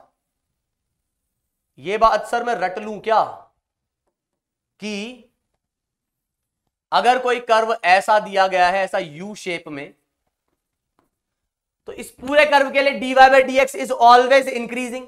ए से बी के लिए भी वो इंक्रीज हो रहा था, बी से सी के लिए भी इंक्रीज हो रहा था। यहां जीरो था सर, लेकिन कोई बात नहीं ना, जीरो से पहले negative, negative zero positive, negative zero positive, बढ़ ही रहा है। नेगेटिव से जीरो हो गया बढ़ा, जीरो से पॉजिटिव हुआ बढ़ा, तो बी पॉइंट पे भी वो बढ़ ही रहा है। सर बी पॉइंट पे तो पर एक वैल्यू, अरे भाई उस पॉइंट पे तो एक ही वैल्यू होगी, लेकिन बढ़ने का मतलब कि x को बढ़ाते हो तो dx बाई मतलब y भी बढ़ता है कि नहीं, dy बाई dx भी बढ़ता है कि नहीं, तो dy बाई dx जो है यहां पर बढ़ रहा है। आई बात समझ में? हाउ सर आ गई? तो यहां क्या करेंगे? यहां भी आप वही दिमाग की दही करोगे आप, है ना? और क्या करोगे आप? दिमाग की दही करोगे आप तो। ए बी और सी, तो सर अब आप यही बोलने वाले हो सबसे पहले तो कि at B D Y by D x is zero. फिर सर आप ये बोलने वाले हो कि है ना ए से लेकर बी। कई बच्चे बोल रहे होंगे सर ये बी पे ऐसा क्यों लगा रहे हो, ए पे ऐसा क्यों लगा रहे हो? कि यार बी वाला पॉइंट पे तो जीरो है, तो उसको इंक्लूड नहीं कर रहे। तो ए से बी तक जा रहा हूं लेकिन बी को इंक्लूड नहीं करना है, मतलब ये हो गया कौन से पॉइंट्स? ए से लेकर बी के जस्ट पहले तक। तो सर टैंजेंट एक्यूट एंगल बना रही है, इस बार बना रही है। हाँ सर एक्यूट बना रही है, तो फिर लिख दूं क्या D Y by D X positive? लिख दो सर, एकदम लिख दो, एकदम डंके की चोट पे पॉजिटिव। अच्छा मेरे भाई तो फिर टैंजेंट का एंगल कम हो रहा है क्या? सर यही तो चीज है जिसमें है ना दिमाग की दही हो जाती है, नहीं समझ में आती सर ये बात। अरे यार हाथ रखो, देखो या देखो इस पेन को रखता हूं, ये पेन दिखेगा तुम्हें या कुछ और कलर लेता हूं, ये दिखेगा इस पे? हाँ ये पेन को रखा, क्या ये टैंजेंट है क्या? इसकी ऐसी तीन तैसी मिट गया ये तो। हाँ हाँ तो ये टैंजेंट है क्या? हाँ सर है। अरे न जाने क्या हो रहा है, छुएंगे नहीं इसको, ठीक है? छुई मुई है हमारा बोर्ड। तो ये टैंजेंट है सर, टैंजेंट है सर, है सर, है सर, है सर। तो ये क्या हो रहा है सर? ये है ना पेन है ना, मेरे को ऐसा लग रहा है पेन पहले ऐसा इंक्लाइन था, फिर ऐसा बैठ गया, फिर ऐसा बैठ गया, फिर ऐसा बैठ गया, मतलब पूरे डायग्राम की ऐसी की तीन तैसी हो गई। हाँ सुनो अब, तो हम क्या कह रहे हैं कि टैंजेंट ऐसा एंगल कम करते जा रही है। पॉजिटिव था, कम हुआ, कम हुआ, कम हुआ, कम हुआ, कम हुआ, कम हुआ, एंगल कम हुआ, तो यहां पर ये क्या है? डिक्रीजिंग है। अच्छा सर जी, तो बी से सी पे भी बता ही दो। पकाओ इंसान, पका दिया आज तो सर आपने हमें। बी से सी के लिए बता दूं? हाँ सर बता दो। बी से सी के लिए सर ऑब्ट्यूज होगा तो नेगेटिव बोल दूंगा। अरे बिल्कुल, D Y by D x is negative. Sir अब धक धक करते हुए है ना, दिल पे ऐसे हाथ रखते हुए, माइक तो नहीं उड़ा दिया ना मैंने? नहीं, सही है। तो यहां पर सर अब मैं क्या कह रहा हूं कि ये जो टैंजेंट है ना, मेरे को ऐसा लग रहा है सर कि ये टैंजेंट ऑब्ट्यूज एंगल तो बना रही है, यहां तक तो मेरे को कोई घबराहट नहीं है। और फिर सर ये ऑब्ट्यूज एंगल बना रही है, तो अब देखो सर ये वाला जो ये एंगल बनता था ना सर, ये वाला एक्स एक्सिस से ये एंगल ऐसा लग रहा है कि ये मार्कर आपका जो है ना ये और इंक्लाइंड होता जा रहा है, मतलब एंगल बढ़ रहा है, मतलब यहां पर तो ऐसा एंगल बनते हुए दिख रहा है, यहां पर थोड़ा कम एंगल दिख रहा है, तो एंगल जो है ना सर मुझे बढ़ता हुआ दिख रहा है। कौन सा वाला? वो ऑब्ट्यूज वाला। सर एंगल बढ़ता हुआ दिख रहा है, अच्छा एंगल बढ़ता हुआ दिख रहा है। dy by D x sir मेरे पास माइनस का tan थीटा है, थीटा बढ़ रहा है तो tan थीटा की वैल्यू भी बढ़ रही है, लेकिन माइनस साइन है, तो मैग्नीट्यूड बढ़ना, कोई चीज 2 से 4 हो जाती है तो ये ओवरऑल -2 से -4 हो जाएगा, मतलब सर कम हो रहा है। क्या सर मैंने सही सोचा? तुम यही सोच रहे होंगे एकदम, क्या सर मैंने ये सही सोचा? अरे बिल्कुल सही सोचा है तुमने यार। तुमने अगर ऐसे ही सोचा था, जिन्होंने भी ऐसे सोचा था, तो भैया पीठ थपथपा लो और लट्ठ गाड़ दिया भाई तुमने, एकदम लट्ठ गाड़ी है लट्ठ भाई। कैसे? बिल्कुल ये सही है। तो ये याद रख लो, देखो ऐसा कर्व है, ऐसा मुंह ऊपर की तरफ फाड़ रखा है, मुंह जो है वो ऊपर की तरफ फाड़ा हुआ है इसने। अब चाहे वो पूरा चांद हो, आधा चांद हो, इधर वाला चांद हो, बीच वाला चांद हो, चांद का टुकड़ा हो, लेकिन मुंह ऊपर फाड़ा हुआ है, तो dy by D x is increasing. मुंह नीचे फाड़ा हुआ है, वही बात, पूरा चांद हो, इतना टुकड़ा हो, इतना टुकड़ा हो, लेफ्ट टुकड़ा, राइट टुकड़ा, चांद का टुकड़ा, कैसा भी हो, मुंह नीचे फाड़ा है तो डिक्रीजिंग। दो चीजें हैं, एक तो यह कि कहां पॉजिटिव है कहां नेगेटिव है, तो पॉजिटिव नेगेटिव दोनों जगह है, लेकिन इंक्रीज और डिक्रीज होना, क्योंकि जब भी स्ट्रेट लाइन कर्व नहीं है, कर्व या जो अपना पाथ जो है वो कैसा है, वो कर्व्ड है, स्ट्रेट नहीं है, तो एंगल चेंज होंगे, एंगल चेंज होंगे तो बढ़ेगा कि कम होगा, इस तरीके से देखेंगे। टाइम कितना हो गया? 15 मिनट और बच्चे। चलो बढ़िया यार, पता है मेरे को यही लग रहा था कहीं मैं ऐसा ना हो कि ये समझाने में मैं जो है 2 दिन लगा दूं, तो बिल्कुल हमने अभी बहुत बढ़िया से चीजें समझ ली हैं। अब बात ये आ गई, ठीक है सर हमको ये बात तो समझ में आ गई एकदम बढ़िया से, इस पर थोड़ा सा और चिंतन मनन करेंगे तो हमको और समझ में आ जाएगा, है ना? वही बात है, मेहनत करनी पड़ेगी। सर लेकिन यार एक चीज बताओ, आप इतना क्यों ऐसे ऐसे करके क्यों पढ़ा रहे हो यार? ऐसे ऐसे करके क्यों इतना स्लो पढ़ाओगे क्या? अरे नहीं भाई, मैंने बताया था ना, इनिशियली लेवल अपना रहेगा लो, है ना, स्पीड धीरे धीरे हम पकड़ेंगे, जिससे कि तुमको मेरी आदत पड़ जाए। ऐसा नहीं कि मैं अपने फ्लो में एक साथ आ जाऊं और तुम बोलो अरे तो भाग रहा है, पढ़ा रहा है, कुछ समझ ही नहीं आ रहा है, तो धीरे धीरे मेरी आदत पड़ेगी, है ना? आदत से मतलब ट्यूनिंग सेट होती है ना एक स्टूडेंट की टीचर से, तो हो सकता है पहले 2 3 4 लेक्चर में तुमको लगे यार मजा नहीं आ रहा, किसी को लगा रहा मजा तो यही आ रहा है, और अलग अलग स्टूडेंट के हिसाब से चीजों पे निर्भर करता है कि वो ट्यूनिंग सेट हो रही है कि नहीं। लेकिन हाँ, विथ टाइम तुमको मजा भी आएगा, और मैं ये मजा सबको देना चाहता हूं, ठीक है? चलो, तो हमारे राहुल गांधी है ना, भविष्यवाणी सच हो गई उनकी। चलो तो आगे बढ़ते हैं, आगे बढ़े तो हम क्या कह रहे हैं, डेरिवेटिव ऑफ अ कांस्टेंट। अब हम कह रहे हैं कि यार ग्राफ के अंदर तो बात कर ली हमने, लेकिन क्या हमेशा ग्राफ ही दिए होंगे क्या? आपको तो सर अपने बताया था ना फंक्शन भी होते हैं, तो फंक्शन दिए होंगे तो dy बाई डी एक्स की वैल्यू कैसे निकलेगी? तो यार उसके लिए फॉर्मूलेज होते हैं। तो आपके पास अगर y एक कांस्टेंट क्वांटिटी है, y वेरिएबल ही नहीं है, तो कांस्टेंट का डिफरेंशिएशन क्या आएगा? 0। ये तो तुम समझ भी सकते हो। dy मतलब चेंज इन y, और मैंने ये समझाया था कि अगर कोई क्वांटिटी में चेंज नहीं हो रहा है, इसका मतलब वो क्वांटिटी कांस्टेंट है, तो dy क्या आ जाएगा? 0। तो 0, तो ध्यान रखना कांस्टेंट का डिफरेंशिएशन 0। जैसे कि तुम्हें यहां पर बोलता है कि डिफरेंशिएशन ऑफ 5 कांस्टेंट है, 0 लिख दो, कोई टेंशन नहीं। फिर है पावर रूल, दिख रहा है? पावर रूल में कह रहा है y जो है वो है x की पावर n, जहां पे n क्या है? n कांस्टेंट है, x क्या है? x तो वेरिएबल है। अगर मैं डिफरेंशिएट करता हूं y को विथ रेस्पेक्ट टू x, तो फॉर्मूला देखो, y की जगह मैंने क्या रख दिया? x की पावर n। y की वैल्यू क्या थी? x की पावर n। तो y की जगह पर मैंने रखा x की पावर n। अब फॉर्मूला क्या है? फॉर्मूला है n, पावर जो है आगे ले लेंगे x, और फिर पावर में से 1 माइनस कर देंगे। अब तुम बोलोगे सर वो dy बाई डी एक्स कहां गया? तो मेरे भाई, जैसे मान लो हम ऐसा बोलते हैं कि 2 + 3 = 5 हो जाता है। अब कोई बोले सर वो 2 कहां गया, 3 कहां गया, प्लस कहां गया? भाई ये पूरी चीज ही तो इसी के इक्वल है। प्लस एक क्या है? ऑपरेटर, जो आपको बताता है कि 2 और 3 को ऐड करना है, और ऐड कर दोगे तो वो 5 आ जाएगा। तो ऐसे ही ध्यान से सुनना अब जो मैं कहने जा रहा हूं, ये जो है ना, ये इसको बोलते हैं d/dx। किस पे लगा है ये? x⁴n पे या y पे।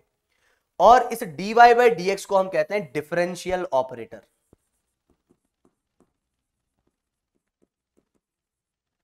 डिफरेंशियल ऑपरेटर, डिफरेंशियल ऑपरेटर क्या है सर? इसका मतलब ये बताओ सबसे पहले। इसका मतलब ये है, देखो मैथमेटिक्स में अलग अलग टाइप के ऑपरेटर होते हैं। जैसे प्लस भी एक ऑपरेटर है जिसका काम है कौन सा ऑपरेशन परफॉर्म करना? एडिशन।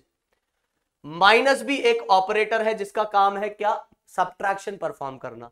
मल्टीप्लिकेशन एक ऑपरेटर है, वही सेम दो नंबर से ऑपरेटर चेंज हो रहा है तो ऑपरेशन भी उसके हिसाब से चेंज हो रहा है। Multiplication, division, addition, normal operators. ऐसे ही ये क्या बता रहा है? ऐसे ही हमारा एक ऑपरेशन क्या है? डिफरेंशिएट करना। तो इसको बोलते हैं डिफरेंशियल ऑपरेटर। ये ऑपरेटर जिस पे भी लगेगा उसका करना है डिफरेंशिएशन। ये ऑपरेटर जिस पे भी लगेगा उन दोनों को करना है ऐड।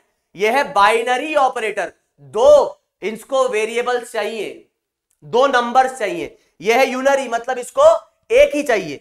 x⁴n का डिफरेंशिएशन, डिफरेंशियल ऑपरेटर किसके रेस्पेक्ट में? x के रेस्पेक्ट में। तो हम क्या बोलेंगे? डिफरेंशिएशन ऑफ y या x⁴n with respect to x। तो ये पूरा फॉर्मूला। तो ऐसा नहीं बोलना है कि वो d/dx कहां गया, इस पूरे की वैल्यू ये है, पूरे की वैल्यू। मतलब सर क्या आप ऐसा कहना चाहते हैं कि अगर कुछ ऐसा लिखा हुआ दिखता है तो मैं 4 और x और क्यूब लिख दूं यहां पे? हाँ। अच्छा, इसका मतलब आप ये कहना चाहते हो कि ये पूरी की पूरी वैल्यू हो गई? अरे हाँ भाई, बिल्कुल यही कहना चाहते। पावर आगे ली n और पावर में से 1 माइनस कर दिया। अब यहां वैसे तुमको पता होगा इसका क्या करने वाला हूं मैं, लेकिन कई बार बच्चे, देखो क्या होता है, बच्चों को ये पढ़ाया जाता है, वो ये सॉल्व कर देते हैं, फिर इसके बारे में पूछा जाता है तो कई बच्चे लिखते हैं ऐसा कि आपने ही बताया पावर आगे आ जाएगी और ये कम कर दो। तो बच्चे कह देंगे सर 5x⁴। भाई ये मैंने कहां सिखाया? मैंने x⁴n का फॉर्मूला बताया है, ये 1/x⁴n है। तो डिफरेंट है भाई। तो क्या करें फिर? आपने 1/x⁴n का फॉर्मूला तो बताया नहीं। अरे तो इसको कन्वर्ट कर लो उसमें। कैसे पर? कैसे सर? कैसे कन्वर्ट कर ले? ऐसे कैसे? आप ये बताओ कैसे कन्वर्ट कर ले? ऐसे कर लो। ये है x⁻⁻5। अब क्या ये इसकी शक्ल उस शक्ल से मैच होती है क्या? हाँ। तो ये -5 -5 -1 -6। अब सर इसको ऐसा लिख लूं क्या?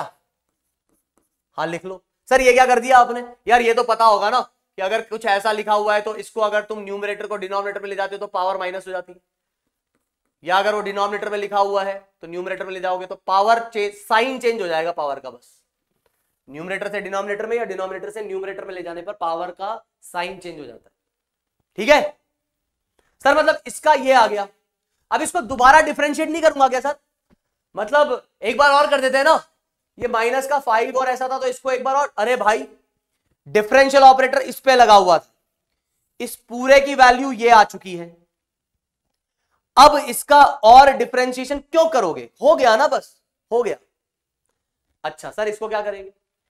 अब तुम जानते हो ये लिखा हुआ है x⁻½ तो हाफ आगे लेंगे और x⁻½ -1 मतलब -½ तो सर इसको क्या मैं ऐसा लिख सकता हूं 1/2√x, क्योंकि माइनस मतलब नीचे ले आता हूं और हाफ मतलब रूट। हाँ यार लिख सकते हो, कोई टेंशन फैंसन नहीं है ऐसे लिखने में। ठीक है चलो, इसको क्या करें सर? काट नहीं सकते क्या? काट दो, काट दो। अच्छा लेकिन सर वो फॉर्मूले से करता तो? कर लो, फॉर्मूले से कर लो। 1 है ना पावर, तो 1x 1 -1 x की पावर 0 कितना आ गया 1। आ रही है बात समझ में? हाँ सर आ रही है, इसमें कुछ कोई हमको कोई लफड़ा वफड़ा नहीं है इसमें, आगे बढ़ो। तो मैं यार एक चीज और बताना चाहूंगा आपको कि अब आप इस फॉर्मूले से आपको कोई तकलीफ नहीं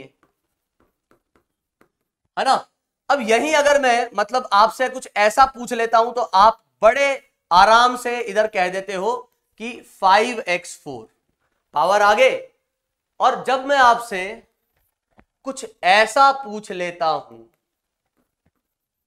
तो आप कहते हो ना जाने ये क्या पूछ लिया भाई, क्या था समझो बात। ये x की पावर n था तो यहां x है तो यहां भी x होना चाहिए, तो आप ये रिजल्ट लिख सकते हो। ध्यान देना, ऐसा नहीं कि इधर x है और इधर x की जगह कुछ और है तो भी ये रिजल्ट लिख दोगे, नहीं। तब क्या करेंगे वो तब का तब देखेंगे, अभी के लिए ध्यान रखो इधर x की पावर n है तो इधर भी क्या आएगा x ही होना चाहिए। हाँ इधर भी x ही होना चाहिए। सर तो इधर तो u आ गया, अरे तो भाई इधर भी तो u है, इधर भी तो u है। यहां अब मैं बोलता हूं कि x ने अपना जस्ट सिंबल ही तो चेंज किया, u की power n with respect to u, तो वही फॉर्मूला लगा दो पावर, ऐसा करके 5 - 1 सर 4 हो जाएगा। मतलब सर आप जो कहना चाह रहे हैं अगर हम सही सही समझ पा रहे हैं तो हमें शायद ये लगता है कि आप ये कहना चाह रहे थे कि अगर x की जगह u ले ले और ये तो x ही रहे तो भूल के भी ये फॉर्मूला नहीं लगाना है। बिल्कुल सही बात, दिस इज, यहां u होता तो ठीक है, यहां x नहीं होना चाहिए, फिर यहां x है तो यहां x होना चाहिए। तो सर अगर ऐसा आ गया तो क्या करेंगे वो देखेंगे, अभी आगे आगे देखेंगे, अभी नहीं, ठीक है। चलो आगे गए, फिर अपने बेसिक फॉर्मूले जो आपको पता ही हो, टाइम देख लेते हैं एक बार, 4 मिनट और बचे, फटाफट से देखते हैं। तो constant multiple rule, constant multiple rule आपको क्या कहता है कि अगर कोई कांस्टेंट मल्टीप्लाई हो रखा है किसी फंक्शन से तो हम क्या करेंगे, उस कांस्टेंट को जो है बड़ी इज्जत के साथ बाहर ले लेंगे और फिर जो है बचा हुआ फंक्शन उसको कर देंगे डिफरेंशिएट, जो भी वो x था उसको कर देंगे डिफरेंशिएट। सर एग्जांपल दे दोगे तो क्लियर हो जाएगा, और सर एग्जांपल मत दो, हमको ये क्लियर है, सदियों से हमको ये चीज क्लियर है, सन 1957 से सर हम ये चीजें पढ़ते हुए आ रहे हैं। आप क्यों इसमें इतना पंगा कर रहे हो, हमको आती है ये चीजें, फिर भी यार पढ़ा देते हैं, क्या पता कोई हो भूला बिसरा जिसको ना आती हो। लेकिन हाँ ये अभी ऐसा ना सर इतने ही स्लो चलोगे क्या अभी आगे भी, नहीं नहीं नहीं नहीं इतने स्लो नहीं चलेंगे, स्पीड तो बढ़ेगी लेकिन तुमको पता नहीं चलेगा कैसे, आदत हो जाएगी ना यार, आदत बस डालो। तो अभी हम कह रहे हैं कि अगर कुछ ऐसा आ जाता है तो आपको ये रूल ये कहता है कि भैया ये जो 2 था ना, अकेला होता तो 0 हो जाता, लेकिन इस बार ये किसी के साथ है, अकेला कांस्टेंट का डिफरेंशियल 0 लेकिन इस बार वो किसी के साथ है, तो रूल कुछ ये आ रहा है। सर लेकिन ये आ कैसे रहा है ये तो आपने बताया ही नहीं, ये मैं नहीं बताऊंगा, ये बताएंगे मैथ्स वाले सर, उसके लिए है तुम्हारे पास लिमिट्स एंड डेरिवेटिव, वो पढ़ोगे उससे काम चलेगा। सर लेकिन बायो वाले क्या करते हैं, वो रटते हैं, बस रटते हैं, है ना। तो हम क्या कह रहे हैं कि 2 जो है वो कांस्टेंट है, निकालो बाहर, और फिर x की पावर 4, अब इसको डिफरेंशिएट कर दो तो 4x3, इसका क्या होना है सर मल्टीप्लाई, तो ये 8x3। आई बात समझ में, क्लियर। सर ये इतना लंबा लिखने की जरूरत है क्या, नहीं बिल्कुल नहीं, डायरेक्ट लिख देना सर, अरे हाँ एकदम, स्कूल में भी अरे हाँ भाई ज्यादा ज्यादा ये स्टेप लिख देना बस, ऐसा तो खैर वो देंगे भी नहीं। तो 2 कांस्टेंट और x की पावर 4 का 4x3। आई बात समझ में, क्लियर। अब सुनो sum difference rule, sum difference rule y is equals to u plus v। अगर दो चीजें ऐड हो रही हो तो क्या करेंगे, तो y की जगह रख दिया u प्लस v, तो ये डिस्ट्रीब्यूटिव लॉ को फॉलो करता है, मतलब u को अलग डिफरेंशिएट कर दूंगा, v को अलग डिफरेंशिएट कर दूंगा, यहां माइनस आ जाएगा तो यहां माइनस, यहां माइनस, 3 टर्म्स आ जाएंगी तो तीनों का अलग अलग डिफरेंशिएशन, 10 है तो 10 का अलग अलग डिफरेंशिएशन, लेकिन वो ऐसा ही हो, ये प्लस ये माइनस ये प्लस ये माइनस ये, ऐसा नहीं कि ये plus minus whole upon something, ऐसा नहीं, समथिंग हो तो फिर वो कांस्टेंट हो, बात नहीं समझ में, समथिंग हो तो फिर वो कांस्टेंट हो। कहना क्या चाहते हो, क्या कहना चाहते हो, तो हम ये कहना चाहते हैं कि अगर आपको कुछ ऐसा दिख जाता है, जैसे मान लो 1/3x³ minus 2x² plus x plus 4। अब वो कहता है भैया dy/dx निकालिए, तो इसको अलग डिफरेंशिएट कर दो, इसको अलग कर दो, इसको अलग डिफरेंशिएट कर दो, इसको अलग डिफरेंशिएट कर दो। तो जब इसको डिफरेंशिएट करोगे तो ये 1/3 जो है वो कांस्टेंट है, और x की पावर क्यूब जो है वो आ जाएगा 3x² माइनस, हो गया इसका डिफरेंशिएशन, बस हो गया। अब ऐसा नहीं सर इस x² को भी 2x क्यों लिखोगे भाई, क्यों लिखोगे? अगर तुम अभी तक नहीं समझो तो इस बात को थोड़ा इधर गौर करिए कि x³ का अलग से डिफरेंशिएशन, 2x² का अलग से डिफरेंशिएशन, x का अलग से डिफरेंशिएशन, 4 का अलग से डिफरेंशिएशन। तो अगर कोई बंदा यहां से डायरेक्ट लिख देता है तो तुम टेंशन में आ जाते हो कि ये कैसे बन गया, वो 3x² कैसे बन गया। तो भाई इस पूरे की वैल्यू में से अभी क्या है 3, 1/3 तो बाहर आएगा, कांस्टेंट है, कांस्टेंट को इज्जत के साथ बाहर निकाल लो। सर फिर 3, अरे भाई 3 तो पावर है, वो मल्टीप्लाई नहीं हो रहा कांस्टेंट। कांस्टेंट वो जो मल्टीप्लाई हो रहा हो या डिवाइड हो रहा हो उसको बाहर निकाल लो, पावर को नहीं। अच्छा तो फिर यहां पर क्या करेंगे, तो 3x² काट दो। अब इस पूरे की वैल्यू ये है ना, अब क्या तुम्हें डिफरेंशियल ऑपरेटर दिख रहा है क्या? नहीं दिख रहा ना, तो रुक जाओ, यहां पे इसका डिफरेंशिएशन हो गया, ये 4x, x² का 2x, 2 × 2 4x, x का 1, x 1 - 1, 1 - 1 0, x की पावर 0 कितना 1, और ये कितना 0। तो x की पावर मैंने पहले ही बता दिया ना, x की पावर वाला 1, हाँ, कि x की पावर 0, किसी की पावर 0 क्या होता है 1 होता है, किसी की पावर 0 1 होता है, ठीक है। तो अभी हम बढ़ रहे थे और बढ़ते बढ़ते हम यहां पहुंच गए थे, है ना। इस तरीके से आप इसको सॉल्व कर लेंगे। और फंक्शंस टाइम होने वाला है तो इसको लास्ट लेते हैं, ट्रिग्नोमेट्रिक फंक्शंस को। तो लास्ट ये स्लाइड देखते हैं, बाकी फिर हम देखेंगे कल। तो और फंक्शंस ये है कि sin x का डिफरेंशिएशन आएगा cos x। अब ये बताने के बाद लोग अपनी मनमर्जी से क्या क्या मानने लग जाते हैं कि sin x का cos x है, तो अगर sin² x आ गया तो cos² x लिख दूंगा। गलत, sin की पावर बस 1 होनी चाहिए, स्क्वायर नहीं, क्यूब नहीं, और कुछ नहीं, sin x होना तभी। अच्छा तो सर ठीक है, sin की पावर तो 1 है लेकिन x का स्क्वायर कर देते हैं। अब तो ठीक है सर, अब तो मैं सही सोच रहा हूं। नहीं, क्या क्या है यहां पर, sin की पावर 1 होनी चाहिए और इधर अगर x है तो यहां भी x होना चाहिए, तो दिस इज ऑल्सो रॉन्ग। चलो सर अभी फंसाते हैं आपको।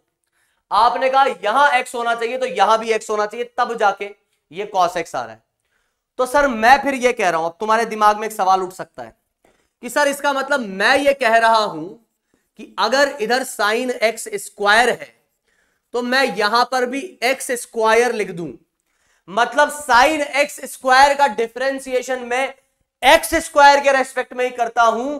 तो जो यहां लिखा है वही यहां लिखा है, यहां x था तो cos x, तो यहां पर मैं कह दूंगा cos x²। Yes this is right, this is the right, इसमें कहीं कोई तकलीफ नहीं है। इसी प्रकार ये x है तो ये x ही होना चाहिए, cos की पावर 1 होनी चाहिए तो माइनस का sin x। इसी प्रकार ये x है तो ये x होना चाहिए, tan की पावर 1 होनी चाहिए, sec² x। ऐसा नहीं कि ये जो है आपके पास मतलब x² आ गया, कुछ और आ गया और तुम यही लगाते फिर रहे हो, नहीं, सिर्फ tan x और विथ रेस्पेक्ट टू x। हाँ इधर स्क्वायर है, इधर स्क्वायर है तो इधर भी स्क्वायर आ जाएगा, इधर क्यूब है, इधर क्यूब है तो इधर भी क्यूब आ जाएगा। tan जिसका फंक्शन है उसी के रेस्पेक्ट में डिफरेंशिएशन हो रहा है, तब तक बात है ठीक है। फिर sec का याद रख लो, sec x tan x आ कैसे रहा है सर, बट मैथ्स में समझाएंगे। cot का माइनस का cosec² x, cosec का माइनस का cosec x cot x, ये तुम्हारे पास फॉर्मूलेज हैं जो आपको एज इट इज याद रखने। ऐसे ही तुम्हारे जो है एक्सपोनेंट और लॉग फंक्शन होते हैं, तो इसका जो dy/dx है, मतलब ये चीज, ये क्या आएगा, ये आएगा एज इट इज यही। एक्स स्क्वायर नहीं, कुछ और कुछ नहीं, सिर्फ एक्स है तो ही बात। अच्छा सर एक चीज बताना, मैं कहा हाँ पूछो भाई, ऐसा कुछ लिखा हो तो इधर एक्स स्क्वायर तो लिख देंगे, बिल्कुल ये लिख देंगे, सही है, गलत नहीं है। क्यों सर? अरे यार एक्स था तो इधर एक्स था, इधर अभी एक्स स्क्वायर है तो एक्स स्क्वायर आ गया। अच्छा सर इसका मतलब आप ये कहना चाह रहे हो कि अगर e की पावर साइन एक्स है मान लो यहां, और मैं डिफरेंशिएशन भी with respect to sine X कर रहा हूं, तो इसका मतलब आप ये कहना चाहते हो कि इसको मैं e की पावर साइन एक्स ही लिख सकता हूं, क्योंकि x की जगह बस साइन एक्स आ गया तो नीचे भी साइन एक्स आ गया तो यहां भी साइन एक्स। हाँ भाई, हाँ भाई, इसमें क्या दिक्कत है? बिल्कुल सर, लेकिन ये अगर आ जाता है तो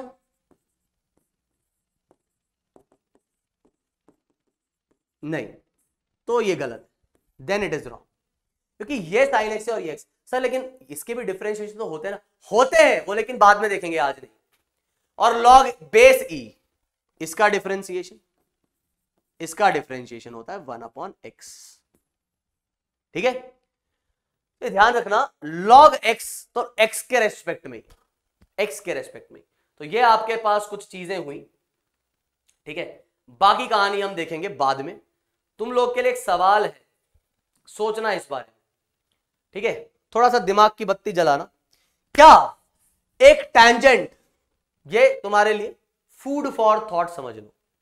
टैंजेंट की बात करी हमने आज, और मैंने किस तरीके से टैंजेंट की बात बताई है, ध्यान है कि अगर ये कर्व है आपके पास, यहां मैं टैंजेंट बना रहा हूं, तो टैंजेंट कैसे डिफाइन होगी कि ए प्लस और ए माइनस, ए के जस्ट आगे और ए के जस्ट पीछे वाला। तो ए और ए के आगे वाले को जोड़ने पर, ए और ए के जस्ट पीछे वाले को जोड़ने पर अगर ए की लाइन मिलती है तो टैंजेंट है।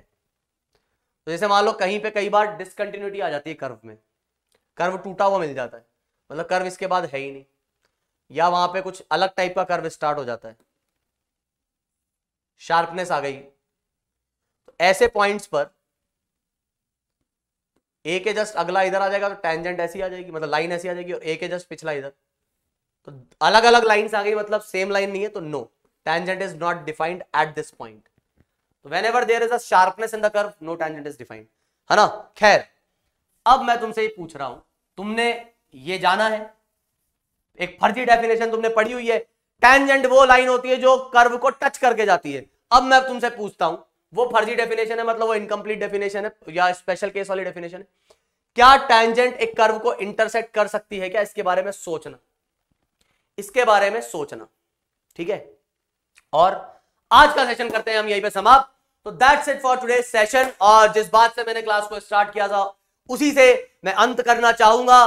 तो दोस्तों, अपनी मेहनत पे विश्वास करना, कोई तुम पे विश्वास करे या ना करे, लेकिन तुम अपनी मेहनत पे विश्वास जरूर करना, क्योंकि तुम इससे हर वो चीज हासिल कर सकते हो जो अभी हाल फिलहाल तुम सोच भी नहीं सकते। ये ध्यान रखना, इतनी ताकतवर होती है हार्ड वर्क की जो पावर है या शक्ति है।